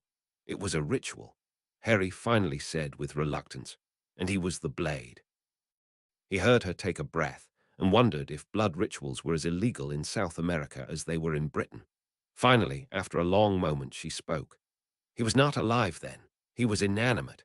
Harry closed his eyes, rapidly losing control of the conversation under her questions, giving up far more information than he should. He should leave. He didn't need her help. Except he didn't know if he even needed help, and he truly didn't understand what dread was. "He was inanimate when I found him. I thought him a typical ritual dagger. I activated it, and he became animate, but only when summoned, just as the books say. Only later did he change." He finally looked back and met her gaze, looking for judgment, but her neutral mask remained in place. She spoke softly, and her accent seemed stronger now, as if memories reached through to taint her voice. "I have some experience with such blades, none of it personal. My family possessed a few, all passed down as their owners died, all behaved in the usual manner, none with personality. Sentience. You are sure you followed the guidelines for their use?" Harry closed his eyes again, leaning against the taut rope beside him. He tried to think back to the beginning, the first times he looked upon the dagger, the first time he spoke to it, and he sighed. "I did not know what I was doing. I bonded with the dagger, made it mine, on the advice of another." I spoke to it in Parseltongue, a difference I think would not affect the ritual. On ritual nights, I activated it, utilized it, and deactivated it again, until it became more real, more like a friend. I started talking to it, sharing with it. Then, one day, it changed. I cannot explain it or how it happened. He couldn't tell her he had purposefully made the snake a part of his own magic, had taken it into himself, not even knowing what he was doing or how, only trusting magic would make it happen. For the first time, Annalise looked away, and he saw the troubled expression lurking there. Her voice was quiet when she spoke. "Did your rituals involve death?" Harry stared at her blankly, unsure what she hinted at. "No, no one else was ever involved other than myself." The news didn't seem to cheer her over much, and she still had not met his eyes. "I am old, Mr. Potter. When I was your age, I was a pureblood witch in a wealthy German family, ready to finalize betrothal contracts. Those days were the last I witnessed rituals of any sort, especially those dealing with blood. But I know that wizards cannot create life from unlife, and your dagger is alive. If something did not die to give it a soul in transference, then its soul must have come from another source. And with a soul, a new body of its choosing." Harry hesitated before speaking, taking in the heavy words, confusion swirling through him. "Are you saying I gave it a soul somehow?" Annalise slowly turned back to him, her pale eyes dark with some deep sadness. "No, the only soul you possess is your own." Harry frowned further, and pieces of conversation began to come to him, instances over the last few years that he never quite understood, but only took at their face value. "I am what you are. We are the same. You and I, winged brothers, bound." Words Dredd had said, not once but many times, whenever Harry questioned him too deeply on his origins, on what he felt, on what he wanted. What had he asked Dredd that day so many years ago on his bed in the Cheddar cottage, when the snake had been only a dagger, two heads instead, one, red and green in contrast? "Blade of mine, flesh and steel, yield, yield." He had commanded the serpent to yield to his command, and taken the fragile ritual magic that bound them and pulled it into himself, the knife entirely consumed by his own magic, finding a place within his power, his heart, his soul. He had unknowingly allowed his own self to join with the construct within the dagger, creating a new life, a separate life from his own, one that was his, and yet not. Inside, Dread lifted his head, his voice now so familiar with its hissing undertone. It was Harry's own voice, changed, an echo he had never realized was there. "Why does Winged Master feel surprise? I have always told you we are the same. I cannot leave you, cannot be different than you are. We have always been shadows together upon the air, light magic in the blood." Harry groaned deep in his throat, speaking aloud in blank wonder. "He is me, a part of me. How is this possible?" He opened his eyes to look at Annalise. Any trace of anger or humor had long since fled her face. What remained was blank dread. There is a name for such a thing, though the methods I heard whispered of were dark things, of blood and sacrifice. It should not come about by accident. Intention is required, and knowledge, words and power. And always it lay linked with death, the expiration of one soul, the portal for another to split and move. Harry abruptly realized that the witch had stepped away from him, her voice foreboding and thick, her power growing larger around her as if she stood at the center of a storm slowly rising from the ground. Nothing died. I was only 10 years old." He realized his voice sounded pleading, and wasn't sure why. What was wrong with what he had done? Why was she looking at him now as if he had grown fangs and fur, a monster to transform and destroy her? Annalise slowly shook her head. "It matters not the age. I will not aid you any more with this, Harry Potter. I caution you, if you seek more knowledge of what you have done, it is a dark path, and those who guard it would destroy more than the body alone. You risk your very soul." But, but what is it? What did I do?" Her eyes softened just the slightest bit, though they remained grave. "I do not know its name. It is an evil thing, dark and terrible. My grandfather spoke of it once in my presence, when I asked him why he couldn't live forever." She paused, a sad solemnity moving over her. "He told me only our bodies die. The soul lives on into eternity. So I asked him why he did not simply get a new body, why he couldn't move what made him himself into something new. And he told me that before something could be reborn, it must first die. And before a soul could change, it must be broken." Harry stood, words leaving him, the implications too many to comprehend. Annalise reached out a hand, laid it gently on his own where it curled tightly around the woven rail. I do not know the details. It sounds similar to what you have done, but not completely. It is a mystery you must solve alone. I will not speak of this, you have my word. Your soul takes the form of something I love. I will not believe it is completely evil. Harry only shook his head, helpless, unable to answer. What had he done without knowing? What would he do now? So Susan Bones. Sue Lee smiled with a smug glance towards Daphne Greengrass where she stood with a casual pose. Obviously, and before you say it, a Hufflepuff, yes, and everything good about them. Hard-working, loyal, honest. Padma glanced at the two girls and grinned. We need more girls, honestly, and I like her. A bit on the quiet side, but in a cute kind of way, not a angry, repressed kind often. Her gaze was targeted toward Daphne, who only snorted and refolded her arms, pointedly looking away. Sue clapped her hands with a bright expression. We are agreed, then. Good. That gives us an even 10 on our team. Daphne grimaced. Can she even duel? She's like a little mouse. Padma looked down at her nails, head tilted. She's smart and willing to learn. I'm more than happy with that much, and you should be as well. Daphne sighed, but nodded once with great reluctance. Sue piped up. Where are the boys, anyway? They were supposed to be here 30 minutes ago. Daphne sniffed. Their dueling group had been meeting at the same time every week in the same place. No idea. I imagine Draco is writing another letter to Hermione. I swear he got an owl every other day the last week. Padma smirked at Sue behind the girl's back, raising an eyebrow with a mouthed, jealous. Daphne turned and narrowed her eyes. I am not jealous. I simply think it's a useless endeavor for a pureblood heir. Not only does she present no political advantage, she would be a liability. Add to that the fact she is hopelessly mooning over Potter, and it is absolutely useless. He could do better. Sue sighed, worry entering her eyes. Have we heard anything else from Durmstrang? Padma shook her head, still grinning at Daphne with a gloating smile. Nothing. The first task is the end of this month, a week after our first Academia challenge. I bet Hermione's sad she's missing that. Sue brightened. I've so got that in the bag without her as competition. Padma scoffed, narrowing her eyes at the other Ravenclaw. You wish. Only one girl from our house moves up to Tier 2, remember? Sue rubbed her hands together with a bright smile. Oh, I remember. Padma grumbled as she sat down a week later next to a cheerful Sue. It's not fair. 100 questions. Most of them were definitely not in our school material for this year. Sue didn't wilt a fraction. You only say that because you didn't make it. Oh, I'm so excited. Padma rolled her eyes and began scooping food onto her plate. You see who else made it? Sue happily nodded. In our group, Daphne and Zacharias. Padma paused, a small frown appearing on her forehead. That's it. What about Terry or Draco? For the first time, the smile dimmed a little on Sue's face. Neither Blaise nor Draco participated. Anthony wasn't very serious about it, and Terry said himself he hadn't studied as much as he should. In fact, he didn't seem much into it at all. Padma scowled down at her food, pushing the plate away with an angry gesture. He's been moping around since she left. What on earth is so special about her? Why are two of the boys in our group such hopeless Burks? Sue shrugged one shoulder with a grin. It's because she's unattainable. Boys always want what they can't have. Padma wrinkled her nose.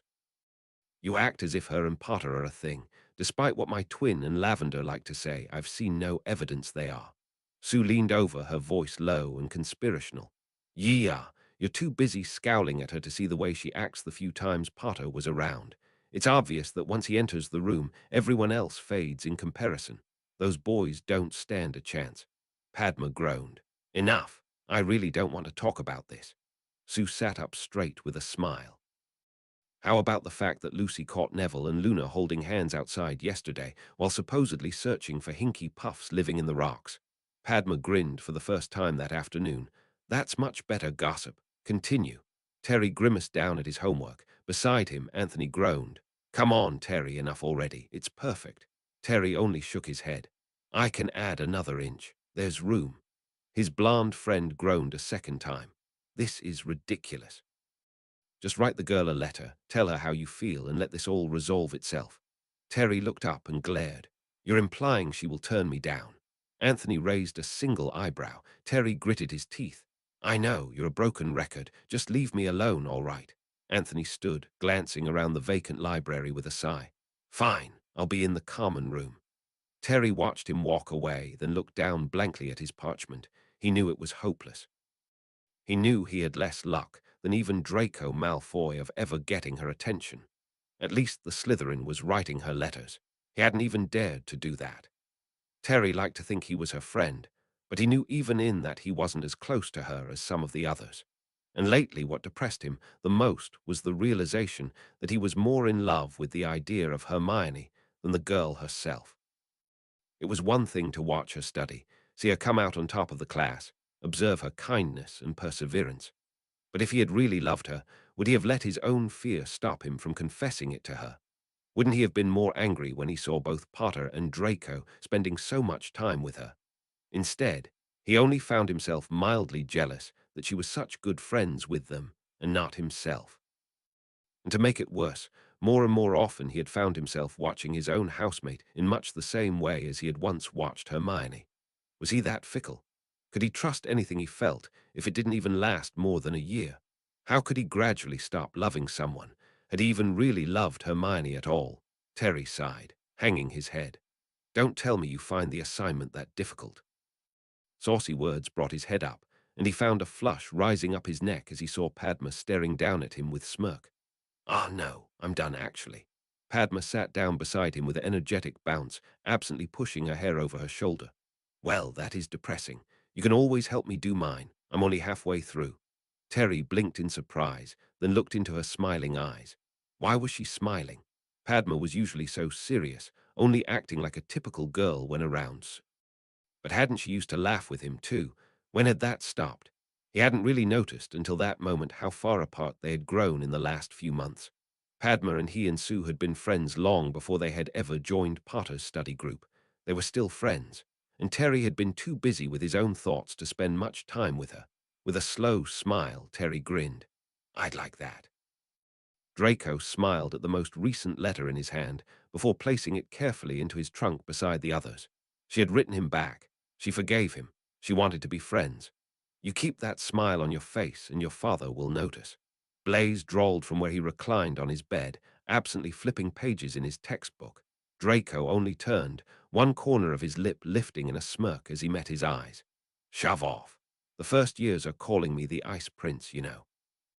Only you see past my mask, he declared dramatically. Blaise huffed out a laugh, only barely restraining an eye roll. I'm sure, Prince Frigid, let me bow before your majesty. Draco sat at his desk, stretching out his legs as he grinned. Go ahead, I accept all petitioners. Blaise flipped another page, paused, then lifted his head again. How about stop smiling so much and start thinking about reality? Draco's grin began to fade, slowly converting to its usual cold facade. Blaise looked back down at his book, turned a page. As the silence grew, Blaise spoke. She's in Durmstrang. Draco's voice was quiet as he responded. Obviously. Blaise flipped another page. There is nothing you can do to help her here. Draco folded his arms. Blaise glanced up, raised an eyebrow, then put his textbook to the side. So you need to go there, check in on her. Since you are on good terms now and all, maybe that's a possibility. Draco sat up, silver eyes bright. How? Blaise smiled and leaned back into his pillows, humming softly. Draco's eyes narrowed. What do you want? Blaise sighed. What could this humble soul ask from the great prince? Draco growled, and Blaise laughed, cracking open one brown eye. How about we call it an open favor? Draco folded his arms. Depends on the information. Blaise smiled up at the drapes over his bed. The Yule Ball Triwizard Tournament tradition. Draco tilted his head, eyes narrowed in thought. Then he shook his head. So what? They won't let the champion just bring in dates from home, even if she said yes. I have no way to get there. Blaise's smile widened. See, that's why you need to work on that cheerful smile of yours. Certain representatives from the ministries involved are invited to attend. Draco went still. My father. Blaise closed his eyes and stretched with a content smile. You owe me. Hannah finally let the nerves that had been swirling in her stomach all day show on her face. A week had passed since the pictures were released. A week for her to watch serious black cast magic. A week to look at his handsome face, to see him smile at her, to feel his casual touch on her elbow, her wrist. A week to realize she could fall in love with him, her a normal person, him something different. And it was all built on lies. So many lies, too many for her to unravel. She had to tell him. She couldn't look into his silver-grey eyes one more time and see his guileless face, his innocent happiness. She couldn't let herself be bait anymore. She could be better than this person she had become. When Sirius asked her to dinner that afternoon, she gave him her sweet smile and let him lead. Watched as he proudly called a black cab, handing over the correct number of pounds, everyday actions to her, mastery to him. When they were settled, however, she laid her hand on his arm and called out the address to a local playground she knew would be abandoned as night approached. Sirius looked puzzled, then thrilled. She realized he would have a different idea of what privacy would bring to them. The cab ride was silent, her with nerves, his with anticipation. When he pulled her from her seat, gallantly escorting her to the wire fence, she finally broke. "Sirius, please don't." Her voice cracked. He looked down at her, puzzled. "Hannah." She shook her head, backing away, looking around quickly. There was no one nearby, no kids in the playground. She walked through the gate and sat down with trembling hands on the small seat, her breath coming short. Sirius knelt beside her, eyes worried now. "Are you all right? What's wrong?" Hannah couldn't look at him. She stared down at her hands instead. "Oh, Sirius, I've lied to you. We've all lied to you." She began at the beginning, peeling the story layer by layer out for him. First, he sat back on his heels. Then he stood. Then he paced, aggravation in every line of his thin body. Then he sat with trembling limbs, and anger warred with horror on his face. She told him about her past, told him about James, their affair, her own job of wooing and seducing those whom he paid her to love. She told him about the cameras that had recorded every action he performed in the warehouse. Told him about the current research into nullifying magic's effects on electronics, on their work to hamper spellfire and reduce damage from its effects. She told him that she had been specifically made over to attract a wizard based on information in popular contraband wizarding newspapers, how she had purposefully been nice to him, had allowed him to get close so she could learn more and more secrets from him. He saw his eyes dull with pain, a haggard cast over his features she had never before seen taking the place of the jovial humor. "I have to tell Harry." The first words from his mouth as she finished, as she looked at the dirt on her shoes from where she had unconsciously dug them into the soft ground as she spoke. She only nodded. I have to tell him. He has to know. I can't." She said nothing. There was nothing more to say. "I love you. I could have loved you. I'm telling you this because I love you." "Why, Hannah, why?" He sounded so broken. The strong wizard was gone, and in its place some creature she could not understand. The air smelled familiar, a tinge of ozone, and she wondered if he would kill her. She wondered if his magic would kill her all on its own. "Tell me," he barked, and the sudden return to anger transformed him again into something fierce and threatening. She wilted further down in her chair, and her hands raised of their own accord to cover her face. She felt the tears begin to burn behind her eyes, twin spots of fire, the precursor to hell. I'm so sorry, Sirius. Don't call me that. Don't tell me you're sorry. You lied to me. You let me think, let me believe." He was towering over her, his breath steaming in the chill night air, and around him sparks began to glow, sudden bursts of light like angry fireflies, buzzing and poised to sting. I could just. He was panting, and Hannah saw his fists closed tight, knuckles white with the force of it. "I could kill you." His shout echoed through the vacant park like a call to war. Hannah dropped her hands, looking up to finally meet his eyes, eyes nearly black in the darkness, in the power that stirred within them. "I know," she said simply. "I wish you would." And he wilted. He turned away, a hand raised towards her. I can't deal with this. I have to tell Harry. I don't want to see you again." He turned sideways to her, one eye looking back at her through a shower of long black hair. He sneered, a dark expression of pure hate, his voice low and biting. "And let your master know that he won't be seeing me again at his little laboratory. Next time he sees me, he can expect it to be with my wand at his throat." And he drew his wand, that familiar ivory length of wood, and around him the dirt swirled and gathered. And with the sound of a hammer fall he disappeared, her last vision of him standing tall and elegant in muggle clothes, eyes black with rage, mouth twisted in derision. She fell to her knees and wept, for everything they could have had, for everything she had given up in telling him the truth. Then, when her tears faded to gasping sobs, and her mouth could no longer keen in sorrow, she gathered herself together and prepared to run. Because if she had learned one thing of James and his particular breed of hounds, It was that no one left the pack and lived to speak of it. Harry returned to Durmstrang with a heavy heart, Dread's presence weighing like a stone in his chest. It was late, the time difference once more jolting his system. Hermione would be asleep, and Harry couldn't bring himself to tell her what he had learned. What was he supposed to say? That somehow Dread was not just a ritual dagger, not something mundane or average. That Harry had accidentally done something other witches and wizards would label dark, would consider evil, just like the blood rituals in a way, but worse. Worse because one he did on purpose, aware at least of part of the consequences. This was different. This was idiocy. This was dangerous. Harry fell onto the living area's couch, the light of the fireplace flickering low, sending shadows across the floor. He couldn't tell Hermione. Couldn't bear it if she looked at him differently, if he saw regret in her eyes for the bond between them, a bond he still hadn't found a way to sever, wasn't sure he even wanted to break. Dread shifted inside him, his hissing voice full of sorrow. She who explains would understand. She would help us. She has a word for this. She has a word for everything. Harry shook his head blankly, even knowing the serpent could not see it, responding silently to his plea. No, not yet. I can't. Dread coiled tight, a ball of misery, and Harry leaned back into the cushions with a tired sigh. How had everything changed so quickly? How could he bear to think that Dread was something horrible, something bad? The Quetzalcoatl was a part of him, a piece of his own soul. Why was that so wrong? Why had Annalise looked at him as if making Dread was the worst thing he ever could have done?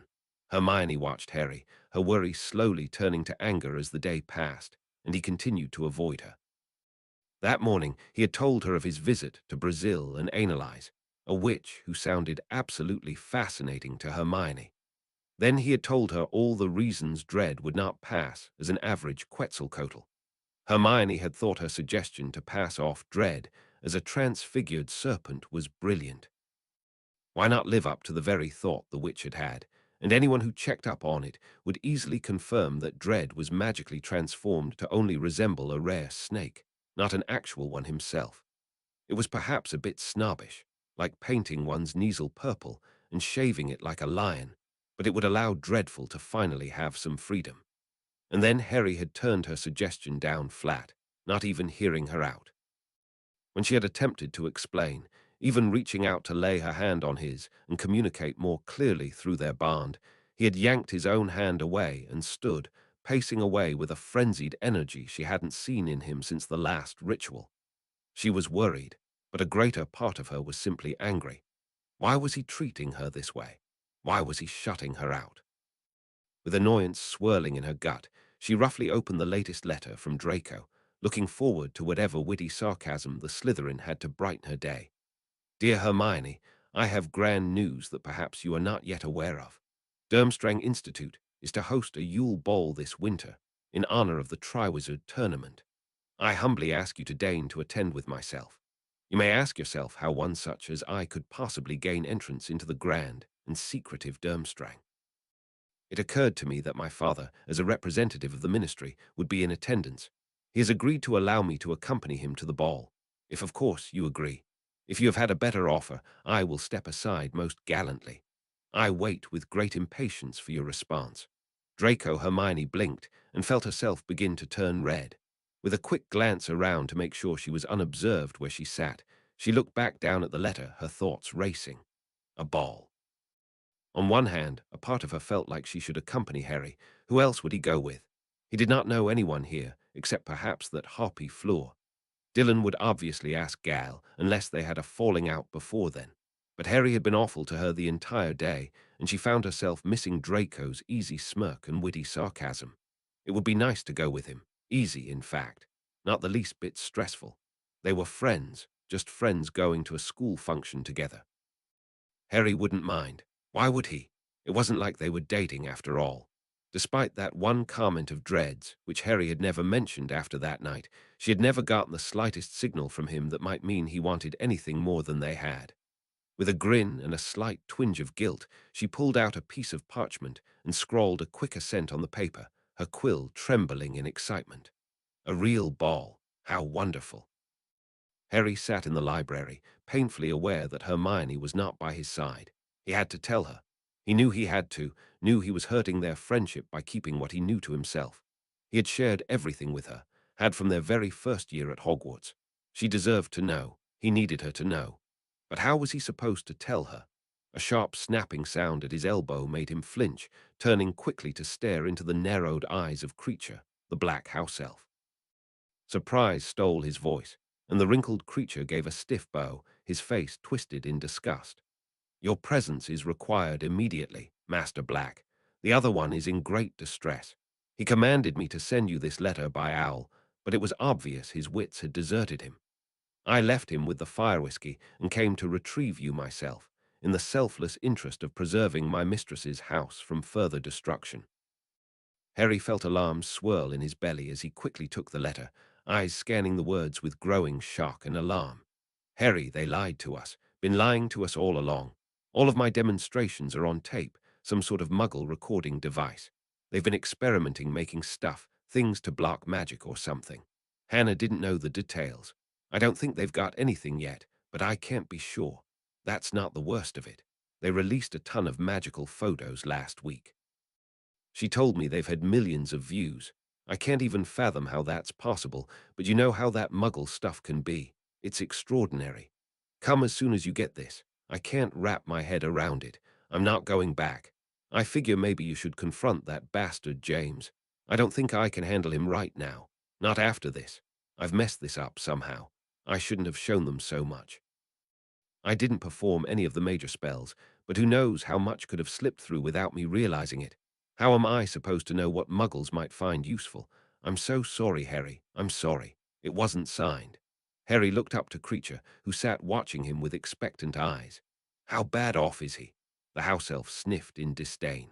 Currently only a danger to himself, something Creature does not find terribly concerning. However, the current stock of fire whiskey is only sufficient to distract him for about an hour, at which stage the pantry is in severe danger. Creature will require intervention before he moves to demolishing the kitchen. Harry huffed out a reluctant laugh at the dry humor, the growing anger in his belly warring with incredulation at James's easy betrayal. The man had smiled at him, his eyes, so similar to Sirius's, had looked him right in the eye and spoke lies, as if they were golden truths. How much else had he lied about? Harry had known the man was a viper, had even expected eventual betrayal. But not this soon, not this large. While he had been consumed with worry over the tournament, James had been making his own moves. Why hadn't Mike warned him, or had the man stayed in place to warn him of a danger far greater than misplaced pictures? With gritted teeth, Harry folded the letter and slipped it into his pocket. Then he met the house elf's eyes. I need to take care of what he speaks about first. Then I'll go directly to Grimmauld Place. Creature disappeared with a swift bow. Harry quickly drew out a parchment from his bag, scrawling a quick note to Hermione that he had left to visit Sirius and would explain everything when he returned. After handing the note over to confused Darby to deliver, Harry found a private corner to jump into flame. It was time to track down a dog. He let the fire take him straight into the office building he had seen James in that very first meeting. The secretary jumped in startled fright, her scream cut off as Harry placed a quick silencing charm upon her.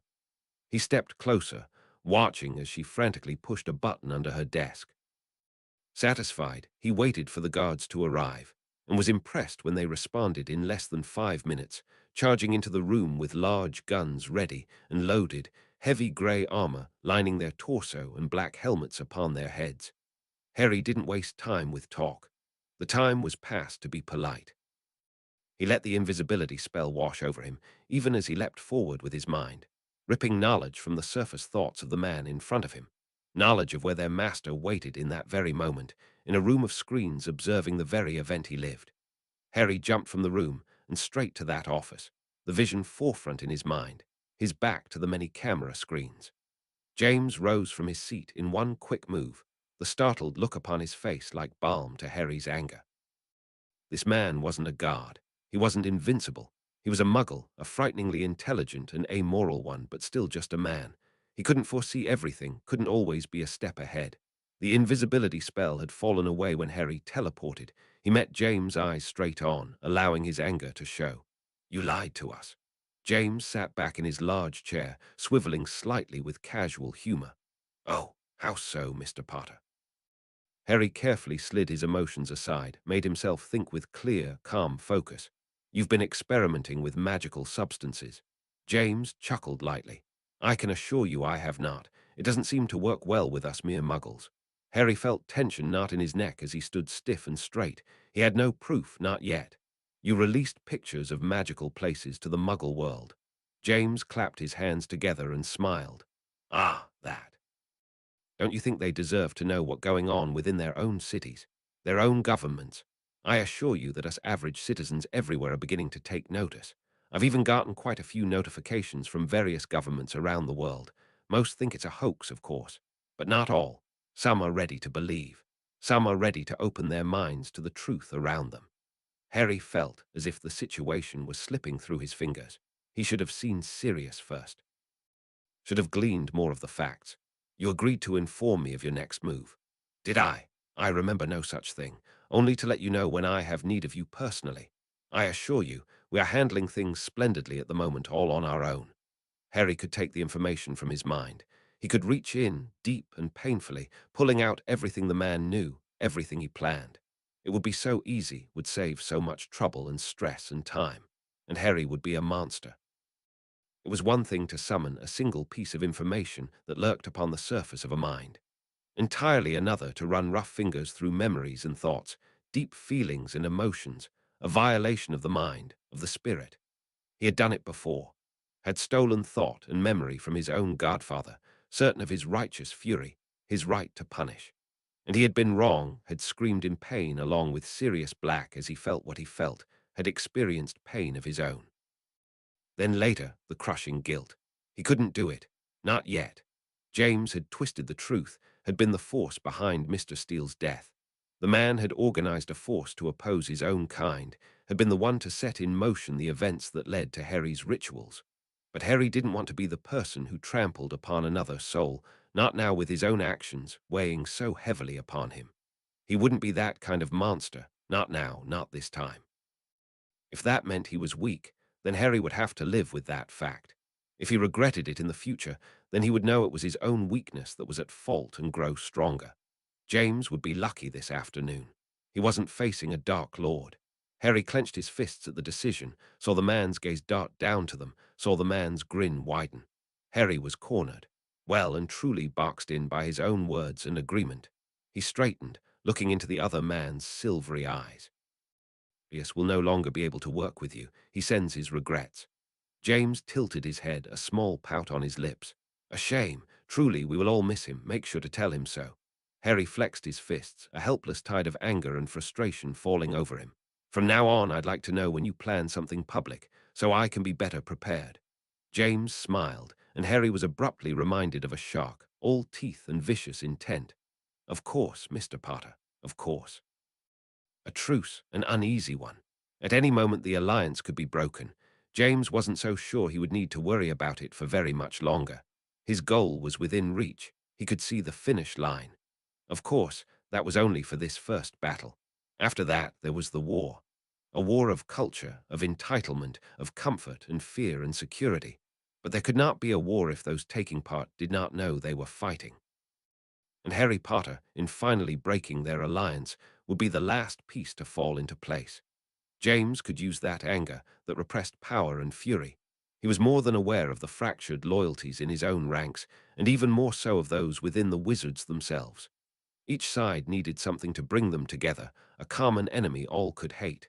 Let the boy savior rage. Let him get angry, feel helpless. And when the last phase was complete, let the wizard come to him and be shown the true power of the hounds, and the entire world would see what magic was capable of. Harry stepped from the fire into chaotic noise and the smell of sulphur. His first thought was that grim old place was burning, but he quickly realized the fire was stemming from the curtains around the portrait of Walburga Black, and Sirius was currently hammering the screaming portrait with every spell he could think of. Sirius. Harry shouted over the noise. Stop, now. He took a step forward, grasping the wizard's right wrist, the stink of fire whiskey rolling off the older man in cloying waves. His godfather turned toward him with blank eyes, the track of tears still falling down his face. Liars, alls of 'em alls the time, Evan lies. Traitors, out of my house, bastard, cursed, weak whelp, out, out. The portrait continued screaming before them, red-faced with rage. Harry glanced at the curtains which had borne the silencing charms, now mere ash on the floor, and took a deep breath. To the living room. Now. He pushed the older man, whose shoulders had slumped, and he complied immediately. Harry frowned at the portrait and quickly conjured another set of curtains, casting the silencing charms on them and pulling the room into blessed silence once again. Harry took a breath, ignored the debris in the tattered hallway, and quickly followed his godfather. He didn't know where Creature had disappeared to, but didn't doubt Sirius had commanded the elf to leave at the slightest resistance. He found Sirius slumped on the couch, his voice slurred with drink, his wand held in one limp hand. Sirius looked up at him with bloodshot eyes. Worthless, awry, hopeless. My mother's right. Weak. Harry sat beside him, shaking his head, doubting the wizard would even remember the conversation the next day. No, James is a master at manipulation. We will talk about it tomorrow, all right. You should go to bed. You will feel better in the morning, and your mother is wrong, dead wrong. You're brilliant. Sirius slumped further to the slide, resting his head on Harry's shoulder. I hate her. His voice was low and vehement, surprisingly lucid. My mother. She aided me too, always did. Now she haunts me in my own home. I was never good enough, never enough like Regulus, little Regulus. I loved him. Oh, Merlin, I loved him. And she hated me for that too. I wasn't worthy of her son's love. To Harry's extreme discomfort, the older wizard began to cry great heaving sobs that seemed to well up from some deep place. Harry placed a hesitant hand around his shoulder, speaking in between the man's loud gulps for air. It's just a portrait, Sirius. She can only hurt you with her words now. There is no use hating her for what she was, a misguided, prejudiced old woman who lost both her sons to her own folly. Don't let her bitterness ruin your happiness. Sirius only shook his head, going limp against him. Harry carefully stood, trying to balance the wizard as he pulled him to his feet. When the man's eyes rolled into the back of his head, Harry let him fall back onto the couch in a hunched heap. Creature. The elf appeared at his elbow, face twisted in disgust. Help me, please.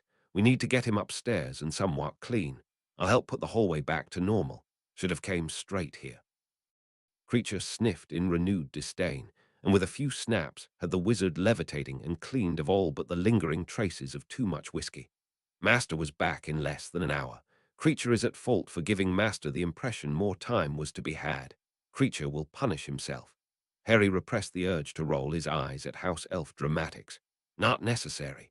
We will share the blame and call it equal.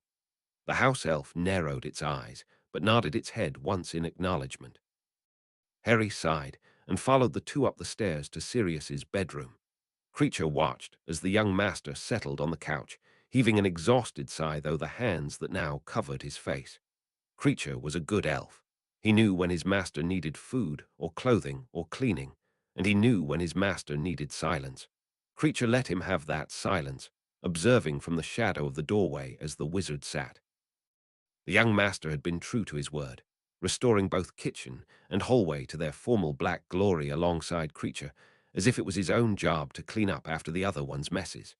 Then he had declared he would be staying the night, wasn't hungry, and would simply sleep on the couch, which was far closer than the bedroom 2 floors up. Then he had penned a note and sent Darby off with it, the elf sparing a moment to nod towards Creature in acknowledgement of the senior elf's house. The elf found himself thinking of the young master often. The black house sparkled, clean and elegant and beautiful with the caretaking it had received. Creature credited it to the heir who was kind to house elves, who gave them work, and yet also took part as if he enjoyed the work as house elves did, as if he needed it, needed something to do with hands and magic, something simple and pure and useful. Creature could understand that. He could respect it. Creature thought on the young master's words. Don't let her bitterness ruin your happiness. Creature had loved the mistress. For many of the same reasons, he now found himself fond of the heir, the young master, who also gave him work and took pride in the house. But mistress had not been kind, not even to young Master Regulus, whom Creature had loved more than them all.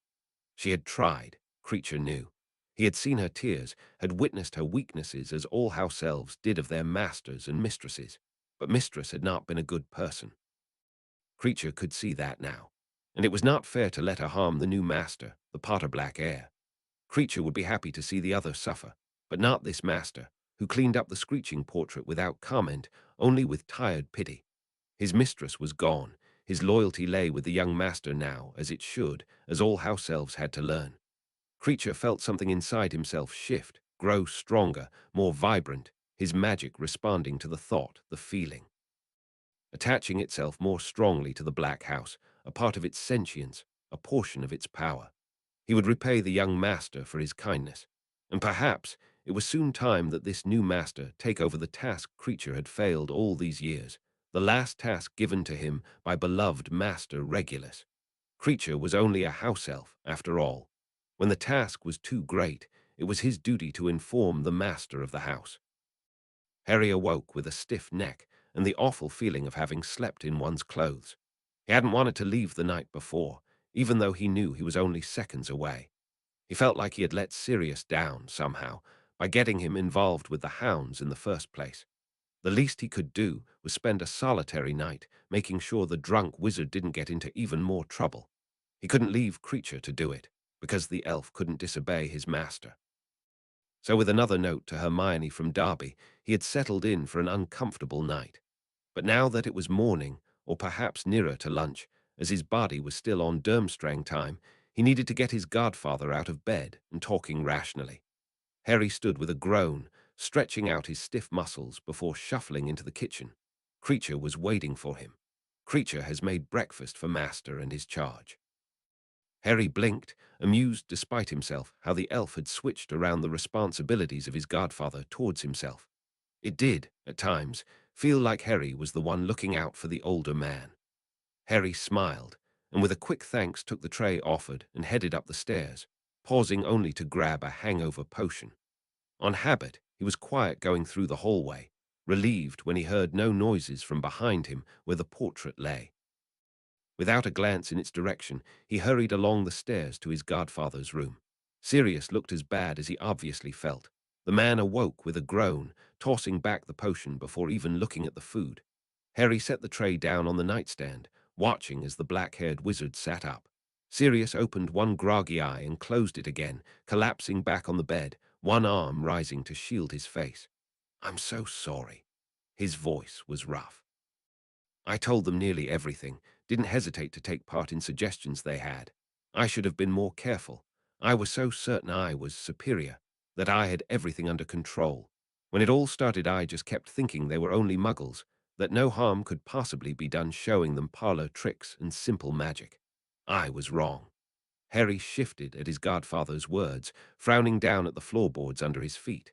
"I'm just as much at fault as you. There is no point in wasting time blaming each other. We have both learned valuable lessons when it comes to these muggles." Sirius sighed, then sat up with a jerky movement. "Well, I'm sorry I got drunk then. I don't really remember much of it."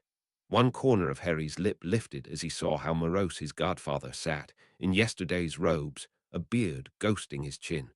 "I think you've already punished yourself enough for that. Think you can come down without trying to rip up your mother again?" Sirius groaned but nodded. Harry stood with a small smile. "Eat, I'll meet you downstairs." "Harry, how did you do it?" Nearly half an hour later, he looked up with a frown as his godfather entered the room, a look of incredulous joy upon his face.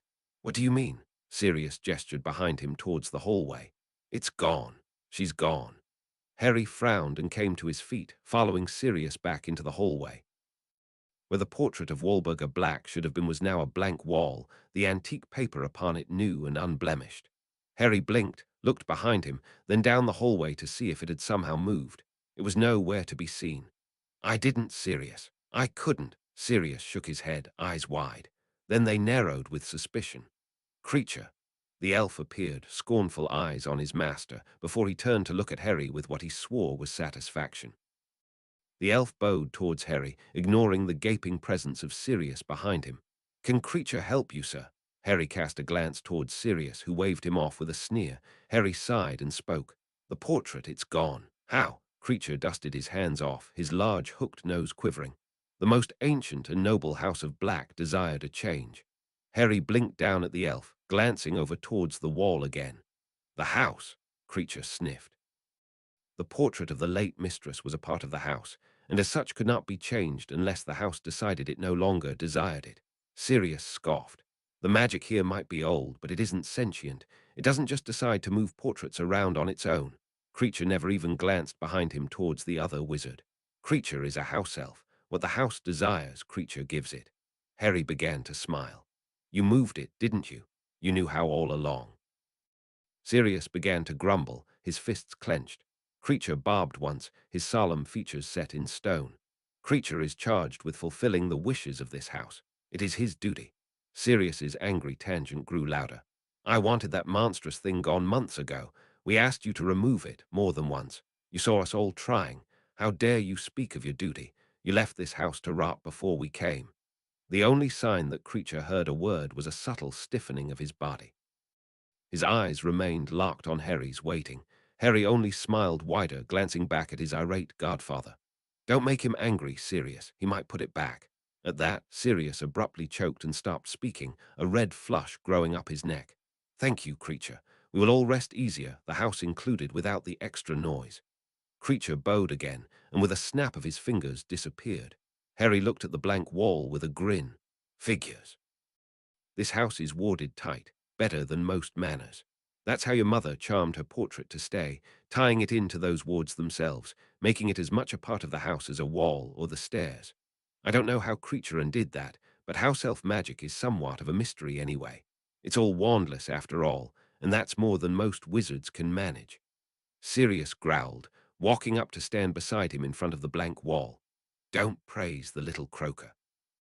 I'm sure he did this just to spite me. I'm sure, Harry said with an amused tone. Then his smile slowly faded. We need to talk. Sirius glanced over at him, his shoulders slumping. Yes. Sirius slowly told the entire story Hannah had relayed to him, halting at odd periods to stare into the distance from where they sat on the stiff couch that graced Grimmauld Place's main living room. She was a fraud, gained my trust and used it. I guess the guilt finally got to her, and she confessed everything. Unless that was a ploy too. Harry looked away from his godfather, the simmering anger still afire in his gut. Doubtful, but it wouldn't pay to underestimate James. I told her I never wanted to see her again. Sirius's voice was soft, a tinge of remorse. I didn't think at the time that if she was telling me on her own that James fellow won't be happy about it, I'm not certain what he might do to her. The thought hadn't occurred to Harry. He looked back at Sirius, saw the way the older man's hands clenched. Did you like her? Sirius turned back to him quickly, instant denial on his lips. No, but then he closed his eyes. Maybe, at least, I liked her in some ways. She was smart, beautiful, kind. It would have been easy to fall in love with her, but it was all an act. None of it was real. Smart, beautiful, kind. The thoughts echoed much of what Harry had thought about Hermione, a comparison that made him extremely uncomfortable. Sirius's eyes narrowed on Harry's face. I know she was a muggle, but I wouldn't be the first wizard to think such things of one. My own aunt's married to a muggle. She was disinherited for it. Harry shook his head quickly, waving one hand in denial. No, it's not that. Harry paused, and found himself unable to meet his godfather's eyes. Is that how you know you like someone? You admire them? He heard the man chuckle, delight filling his words. Prongslit, have you found yourself a girl? A flush began to rise up his neck, and Harry cleared his throat. Maybe, I don't know. Sirius barked out a laugh and drew a shocked Harry into a sideways hug. The day has come. Little Prongs is all grown up. His voice was sickly sweet. Harry shoved him away with embarrassment, resisting the strong desire to flee. Stop it. I don't even know what I feel, all right. Sirius's chuckles faded at the jostling, and his voice turned serious. Do we need to have the talk, Harry? You seem a bit old, to be honest, to be hearing about the Krupps and the Neasels. Harry felt as if he would die of mortification. Sirius looked into his face and howled with laughter. Sorry, I know, I shouldn't tease you so. I just always thought of what would happen when James's boy started chasing girls as hard and fast as he did. He was quite the dog, though not as much as me. Sirius grinned proudly at that. Harry rubbed the back of his neck, still avoiding the other man's eyes. I don't need any talk about that. I've known this girl a long time, and I never thought of her that way before, until now. Sirius sighed, sliding closer to Harry to nudge his stiff shoulder. You know, your father used to bully your mother constantly. They weren't really friends until fourth year, and even then he was still chasing every pretty thing that batted her eyelashes at him. Then suddenly, one day he realized she was everything he wanted, and that was that. She was it for him. Harry frowned down at his lap. How did he know that he really liked her? Sirius lay back against the couch, hooking an arm around the couch as he stretched out his long legs in front of him. Well, we all knew she was pretty. Looks are great and all. Don't marry someone you don't like to look at a whole lot for the rest of your life. But Lily was something more. She didn't simper to him like the other girls did, feeding his ego about being a star Quidditch player and then head boy. She always told him like it was. She was smart, funny, had a wicked temper too, if you know what I mean, could flay you alive with words alone. Sirius smiled fondly, his eyes distant. But what finally got through to him was good old jealousy. Harry sat up surprised. Jealousy. Sirius turned to face him with a grin. Your mum was good friends with Snivelus, who teaches at Hogwarts now. Everyone could tell the bat had it bad for her. When James thought them two might actually become an item, it was like he had the sense kicked into him. No way would any of us let sweet Lily get stuck with that. But for James, it was more personal. He didn't want anyone to have her but himself. So, there you go. Harry stared at Sirius incredulously. Professor Snape, he liked my mother, Sirius snorted. I'm still surprised the bat could even feel a positive emotion. Shocking, I know. Harry shook his head at that, frowning. But what did he do? Just ask her out? On a date? Sirius grinned with unholy delight, his white teeth gleaming. Prongslit, you have a lot to learn about women. You see, they like to play hard to get.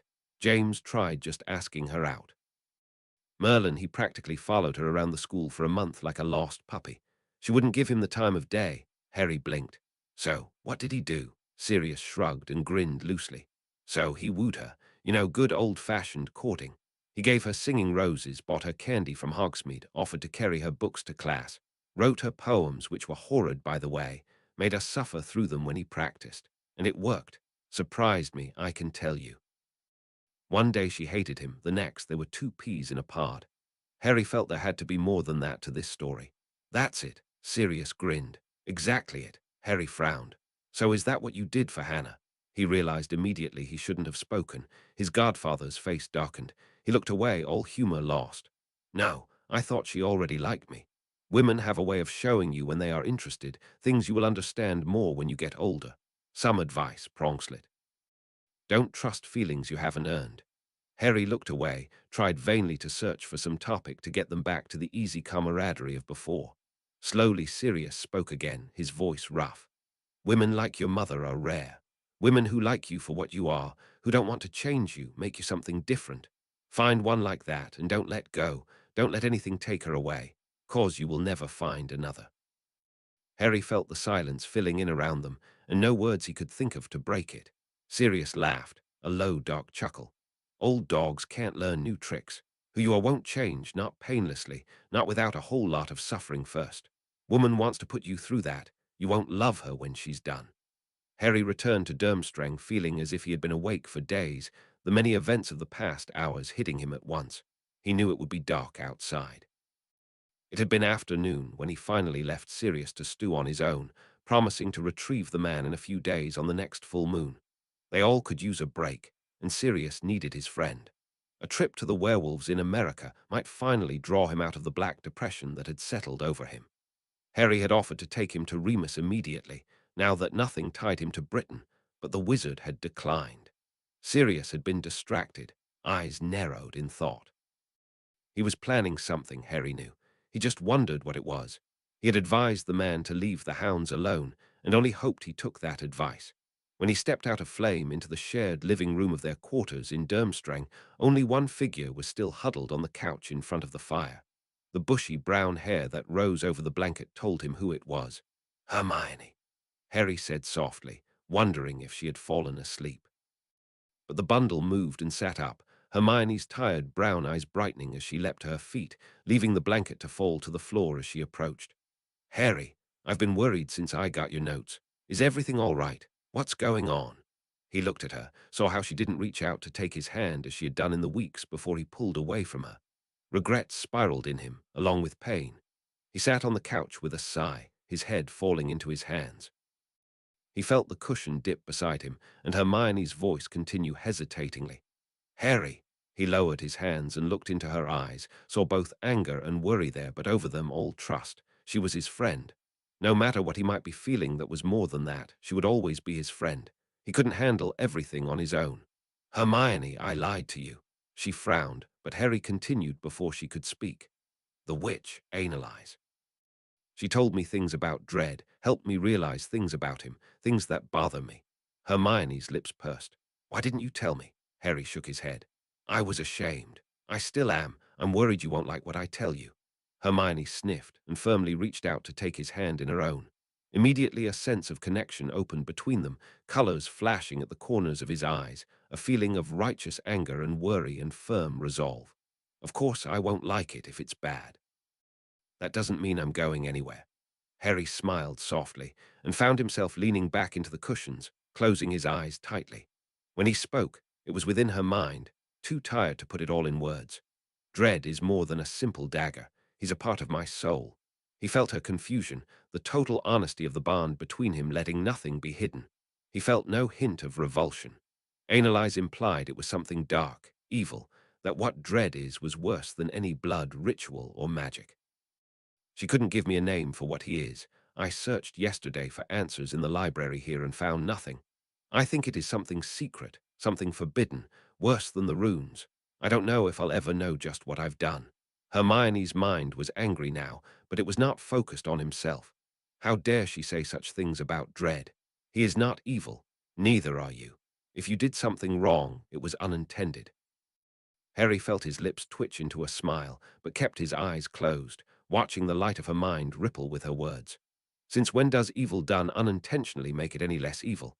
Hermione was suddenly leaning into him, her side pressed against his, their hands tangled together, as if more contact would give her words more force. It can't be evil. I refuse to believe it. She doesn't know Dread, and she doesn't know you. What harm has creating him done, to you or others? Or what if he was created using a piece of your own soul? He's now his own person. He has feelings, dreams. That doesn't make him a monster. Inside, Dread uncurled, his light glowing brighter as he hissed. I told you who explain would have words for this. Hermione's mind shifted, the serpent's presence unexpected but welcome. Don't believe that witch. You are a wonderful serpent.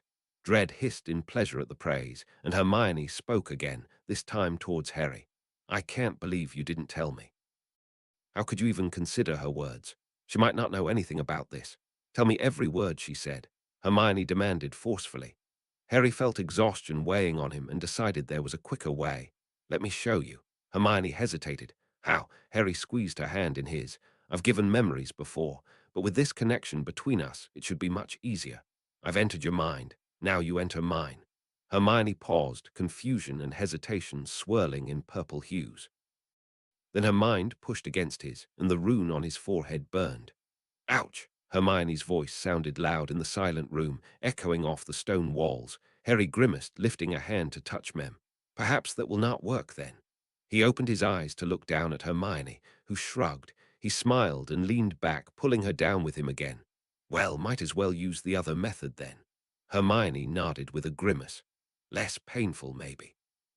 Maybe, Harry warned, and with another squeeze of her hand, he gathered the memory of his meeting with Analyze and tossed it and himself into her mind. Together, they watched the old woman's eyes darken and change. Reliving it again, Harry saw the moment the importance of his words dawned on her, how her lips quivered, her stance shifted from sympathy to unconscious defense. Harry wanted to step back from that look, the one that said he was irredeemable, doomed, dark. But word by word, he again lived through the horror of her words and found his emotions rising even more as he listened. When it was done, he found himself lost in a tide of emotion not his own, Hermione's colors surrounding him on all sides. There was anger there, but intrigue also, her curious mind searching for answers, desiring to research and discover all there was to know of what Harry had done. She was vague. What she hinted at, this soul magic, is only remotely similar to what you have done. Dread is different. No one was killed. Why would you compare something involving murder to him? Hermione finally spoke, and Harry sucked in a breath. I don't know. Hermione's voice sounded in impatient tones.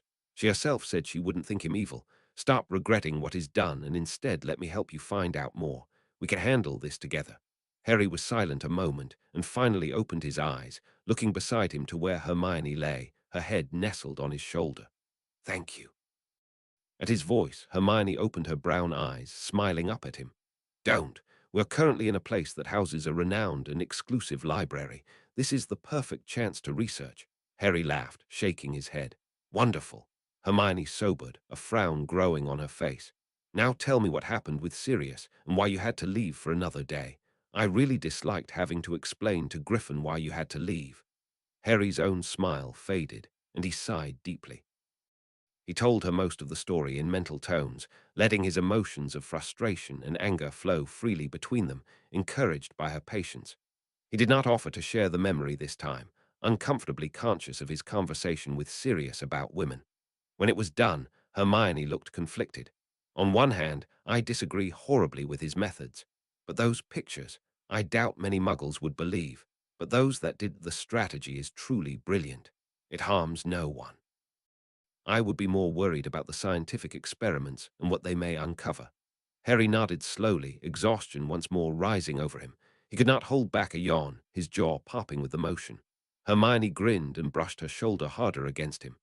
Go to sleep, Harry. There isn't anything more. Harry slowly shook his head, getting to his feet with a slight sway. Hermione braced him, worry once more tracing her eyes. You've done too much the last few days. I'll wait for you to go to the library tomorrow. Harry smiled, and on impulse drew her into a hug. When she drew back, he saw her face was red. Yeah, tomorrow. Good night. She blurted out, and to his surprise quickly turned and walked back to her room, closing the door behind her with a quiet snick. Harry blinked, then only shook his head, too tired to think. He did not remember getting into bed, only the soft feeling of the mattress and the surprising presence and comforting light of Fawkes on the bedpost. The Phoenix was silent. His presence the night before, sudden and abrupt with no explanation, continued the next day. Harry tried to speak with him, both in words and music, but the Scarlet Bird refused to comment.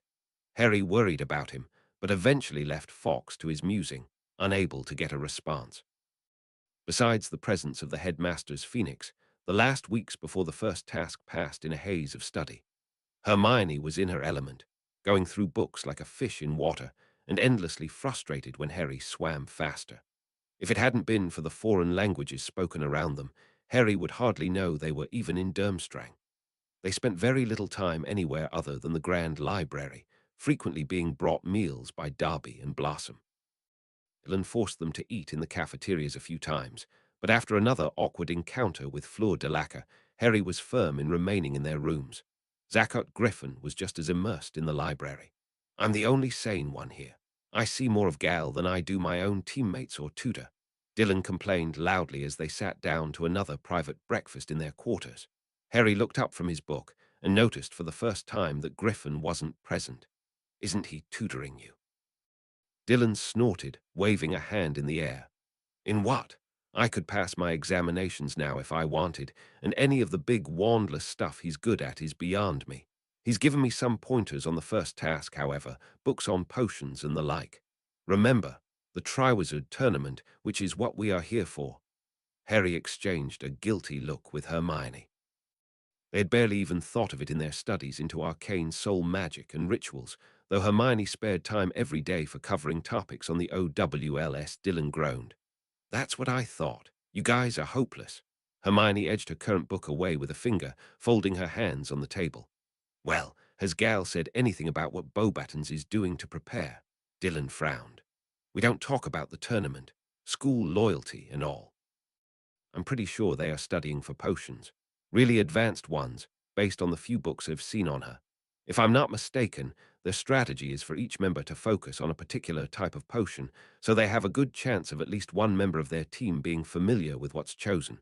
But I can't be sure. Alchemy is also involved with hands, as is spellcasting. Hermione shook her head. But the wand task would obviously deal with spells. I doubt they would do the same thing twice. And alchemy involves a lot of wand work as well, and fresher ingredients. Harry murmured, remembering Flamel's brief tutoring on the subject. Animals and plants need to be fresh, preferably still alive when parts are harvested, part of the difficulty. I doubt the audience will want to watch us bleed live creatures. Hermione shuddered, turning a bit green. Dylan laughed. Yeah, can't forget a lot of this is for the audience's sake. I say potion brewing is going to be pretty boring too. Bet it's going to be timed. A potion that doesn't take long to brew but has to be done exactly right. Hermione nodded quickly. Yes, exactly. Dylan grinned, absently clasping his hands behind his head. So I take that to mean I should be researching potions that fit that description. Hermione's eyes fell down, but Harry only returned the grin. I think you've just volunteered, as you have no need for personal study. Dylan rolled his eyes. Fine, but someone else takes the next one. I'm not much for endless book reading like you guys. Boring. Harry paused on the stairs, green eyes wary as he watched the oncoming students. Hermione had remained in their quarters that morning, determined to plough through books on advanced transfiguration. He was on his way to the bibliothek alone to gather more texts on rituals, hoping to find some clue linking the instruments used to wandless magic, and therefore an easy leap into accidental magic involving the mind and soul. He had found very little so far. His renewed attempt to get a pass for Durmstrang's roped-off section from Griffin had failed again. There was an age line in place that would let none underage or not a certain Evney pass. His next plan, if he failed to find anything, was to teleport inside the boundary at night, when his presence would not be noted.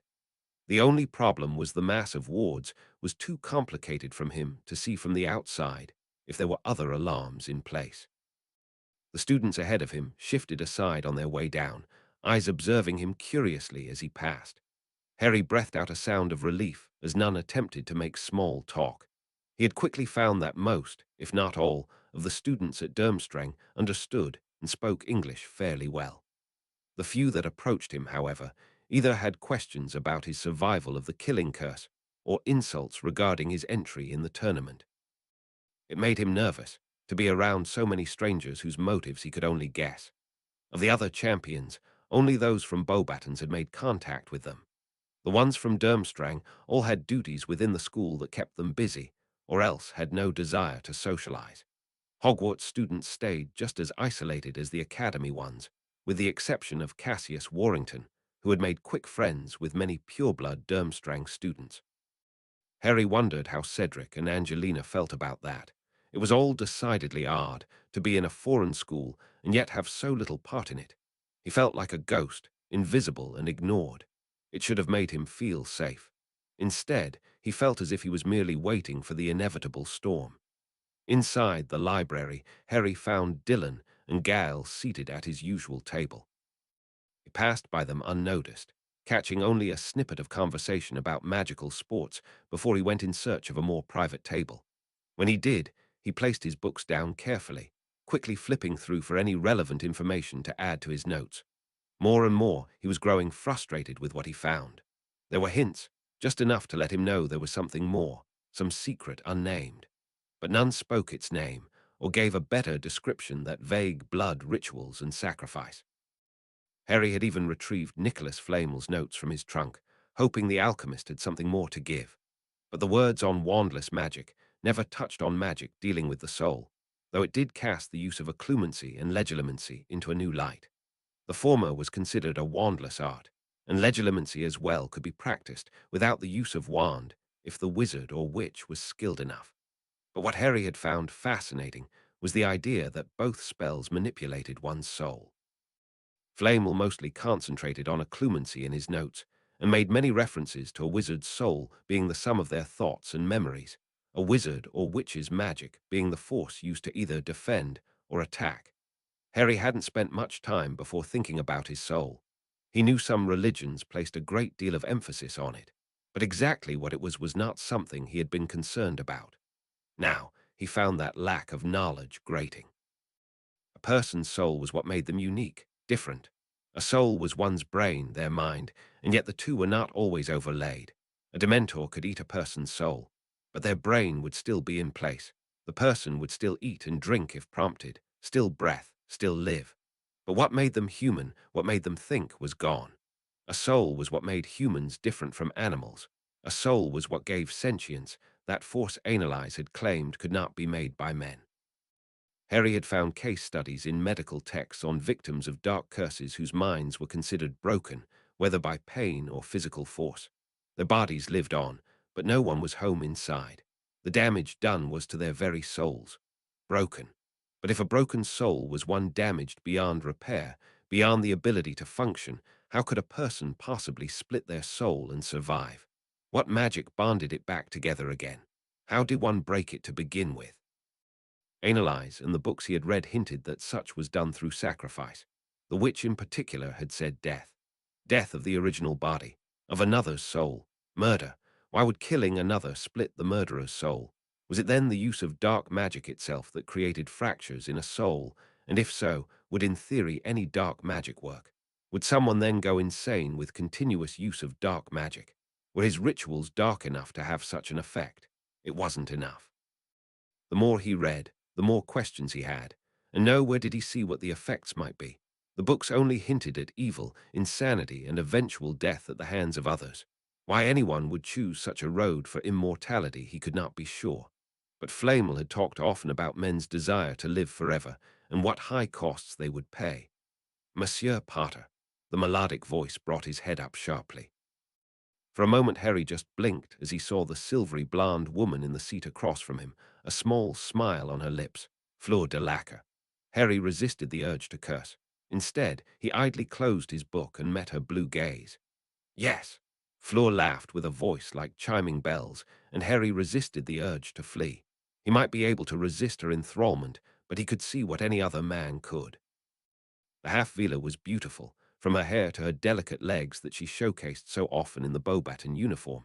How was she not cold in that skirt?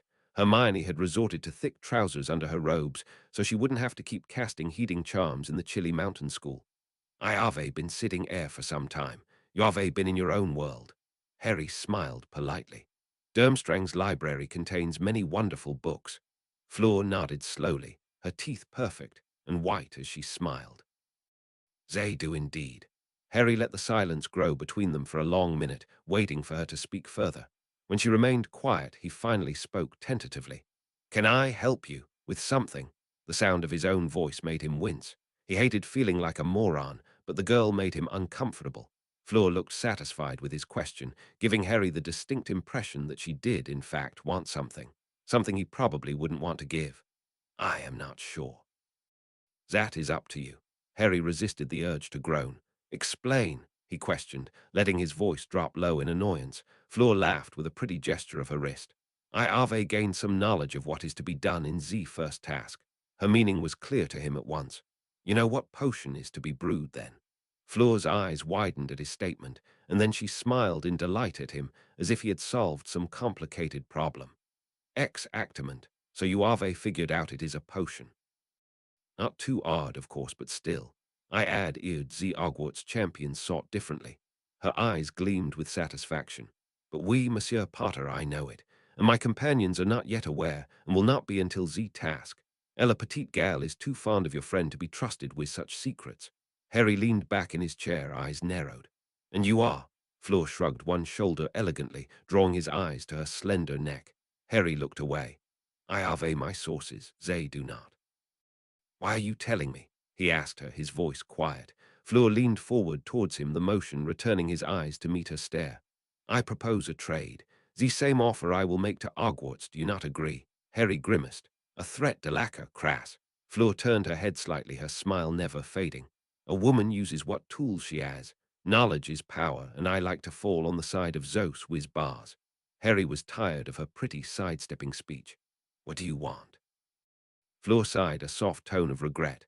Such a broad question. I want many things, you see, too many to tell you. For this, she paused, eyes wicked. A single kiss should do. Harry startled, his careful posture falling apart as he sat upright, a flush growing over his face. What? Fleur giggled, reaching out to gently touch his stiff arm in a fleeting touch, returning it to her side before he could shrug her away. It is not so much. But, Harry stuttered, mind in a gasped turmoil. No, but. Exactly. I would think you would want information in return, or help with another task. Are you fooling with me? Fleur held up one hand, placing it upon her chest. Harry found himself flushing again as she spoke, trying to look anywhere but at her. I am never a fool, Harry Potter. Perhaps your kisses are cheap, then. Is a bargain not to your liking? Shall I demand more from you to soothe your worry? Harry stood, shaking his head, desperate now to escape the surreal moment. I'm sorry, but no. Fleur stood as well, moving close to him with a graceful step. Then attend the Yule Ball with me. I would like your company. Harry, about to brush her aside, paused. The what? Fleur took the opportunity to move closer, far too close for his liking. Did you not know? It was announced nearly a week ago. It is to be on Z Christmas holiday, Z winter solstice, a tradition of this tournament. Z champions are to lead Z dance. Harry shook his head, confusion overlapping his desire to flee. Why hadn't anyone told them? Surely if Fleur had been informed, they should have been as well, or had Griffin simply forgot to tell them, as distracted as the wizard was in his research that would be easy to believe. Harry met Fleur's blue gaze and then looked away. I'm sorry, I can't. Of course he couldn't. There was Hermione, for one. He had to tell her about the ball, and surely they would go together. And he didn't even know how to dance. Not to mention, he would be mad to put himself into close quarters with this siren for long, enthrallment or no. It disturbed him that he found her so pretty when he distrusted her so much. Fleur's cheerful facade fell away, leaving behind disappointment and anger. I see. You are no Ozer partner. I suppose you will go with your little friend. Harry didn't rise to the challenge. Instead, he only nodded. Fleur stepped back away, one delicate eyebrow lifting in disdain. This is my only offer. I will find Anoza, bars for my date, and my trade. Harry tried not to flinch at the poison in her words, and watched as she turned and paced away, as graceful as a tiger on the prowl. When Harry returned to the rooms for lunch, he was glad to see that everyone had assembled for the meal, even Griffin. He wasn't sure how to start, so after Darby left with the empty trays, he met Griffin's eyes and told him of the other school's attempt at bribery. She claims she knows what potion is to be brewed, and also that there is a Yule ball being held. Griffin grimaced. I knew about the ball. Sorry I forgot to mention it. Was told the beginning of the week at the formal dinner. You three miss out on the announcements by not showing up. He sighed, running a hand through his hair. As for her knowing, the only possible way is if one of the judges told her. Dylan snorted. One of the judges is her own headmistress. Now what's the chance of a little something like that slipping? Hermione, looking down at the table, frowned. That's simple cheating. Isn't there anything we can do? Griffin sighed. Doubtful. I can speak to the others, but I have a pretty good feel for them now. None would acknowledge cheating and would be insulted if accused. If Fleur knows, I can guarantee the Durmstrang champions have probably been told as well. Dumbledore is a bit harder to read, but I would lean towards him not telling his students. Harry nodded slowly. Yes, most likely. He has a strong sense of fairness, at least when it works in his favor. The last was said in an undertone. Dylan suddenly grinned. So now that we will obviously lose the first task, with Harry pissing Fleur off enough to tell the Hogwarts team the secret, what's this about a ball? I love a good party, Harry groaned, and Griffin brightened. Indeed, a tradition of the tournament, at least in years where the tournament's first task didn't get someone killed. It's on the solstice, obviously, just a few days before the second task. I'm looking forward to it myself. Heard they might get a good band in, and the spellwork being done to fancy the place up is rumored to be legendary. I heard it was to be in their indoor Quidditch pitch. Awesome, Dylan shouted, bouncing up from his chair. I've got to ask Gal. I bet she's been waiting for me to ask her, and I simply had no idea. She's been a bit off the last few days. Wait. Harry murmured before the other boy could leave. Before you go. He turned to Griffin, meeting the man's eyes. I go to Pungo in 2 days on the full moon. Fox will take us there if you want to go as well, for the night. Dylan frowned, looking between the two of them. The werewolf sanctuary, uncle. Griffin's smile grew wider. I was hoping you would offer. That phoenix of yours would sure come in handy in my research. Sure he can't be bribed to help out a friend in his travels, Harry laughed. You can always try. Dylan stepped closer, eyes bright. I go just to travel by Phoenix. No one will ever believe me. Griffin frowned over at the boy, then sighed.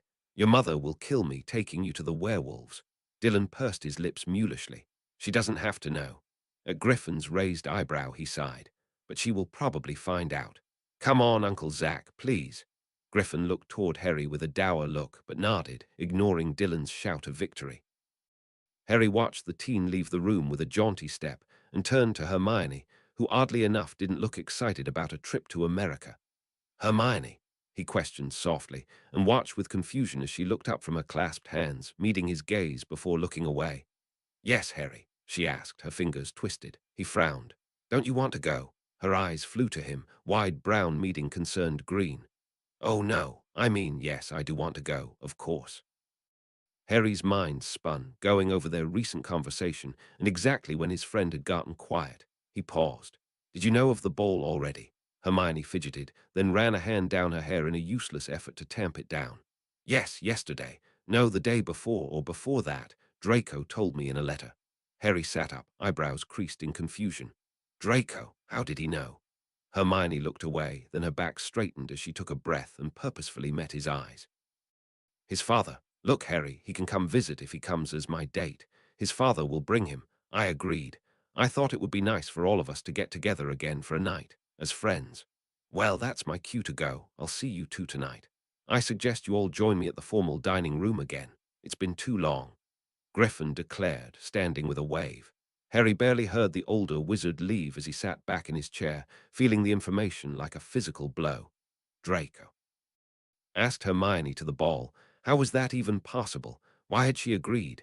They were friends, of course, and she had told him they had come to agreement. He had noticed her writing him often, but assumed it was simply sharing notes or telling the curious Slytherin what Durmstrang was really like. They had never spent a lot of time together while Harry was at Hogwarts, except last summer. Harry frowned.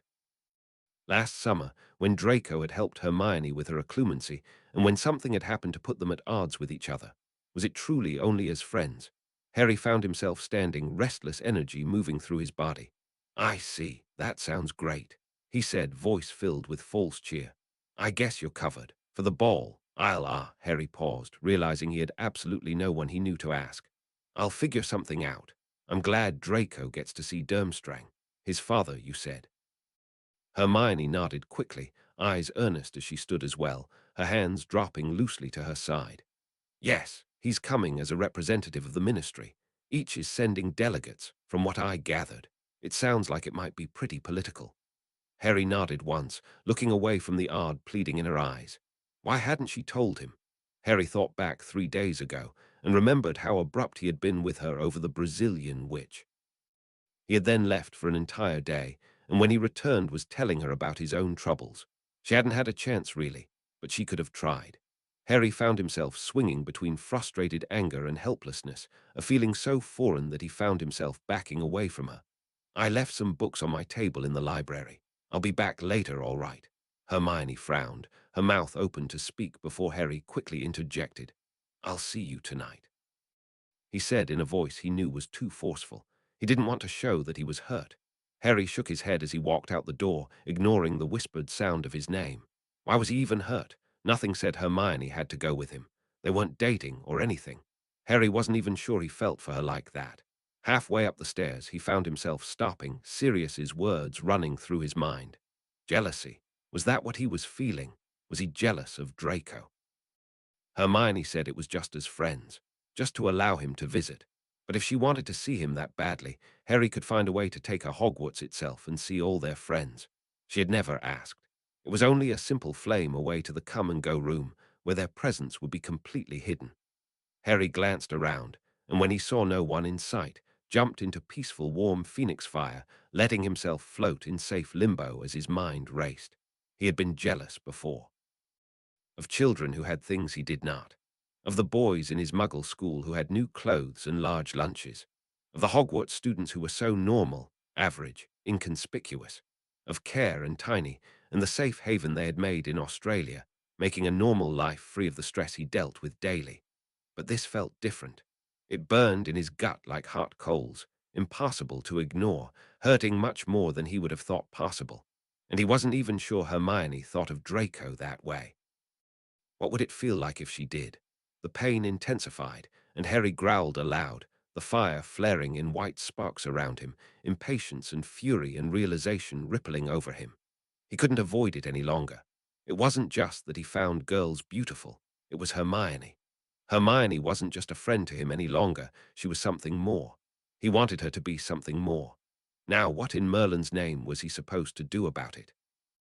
Lord Malfoy looked down at the letter in his hand, his son's innocent request placing him so conveniently where he wanted him to be. He had been delighted to be chosen as a delegate for the British ministry, but not surprised. Fudge desperately wanted his favor. The more he withdrew support, the more he was courted in return. And Malfoy knew he had to see the Potter boy, see the one who could make or break the future of his house. That his heir had made friends with the enemy might have been a problem, but Malfoy was a Slytherin, as was his son. Every problem was only a challenge, another known trap to be avoided and conquered. If his son could not be swayed, then the disconnect between them must simply be removed. Draco was manageable. Let him fawn over the mudblood. Let him plan petty maneuvers with his companions. Lord Malfoy was always a step ahead, always prepared. He knew what he must do. Knew now what his part in the plan would be. Had read it in a letter sealed with black obsidian, a missive that had brought both fear and joy to his heart. Draco would be the instrument of his own destruction. Perhaps he would tell the boy his part in the death of those he claimed to love once it was done. Let that love shatter him, shatter any ideals of nobility and light. They were Malfoy's, pure blood, pure magic, a pure darkness untarnished with what the light claimed was good. Malfoys did whatever was necessary to attain their goals. Malfoys did not hesitate, did not have mercy. Malfoys did not let themselves be weakened by caring with the petty ideals of morality. Lord Malfoy knew the power of love and its fickle nature. Love would ruin them, would poison their house like a hidden rot, one piece at a time. Love turned against those who practiced it. Look at how his wife worried and groaned over her only son. Narcissa was wasting away in useless plans and tears, trying to stop fate. Her love had broken her, turned her cold beauty to ugliness. Malfoy did not love his son, but he needed him, his heir, a far more powerful thing. He would not let the boy be physically harmed as long as the Malfoy house had need of him. He would do whatever his lord required gladly, pay any price but the Malfoy honor and name, even at the cost of his own son's soul. And hope with every part of himself that his lord did not remember the hidden diary and ask its fate. To be continued in Interlude. Calculations ~~ review please.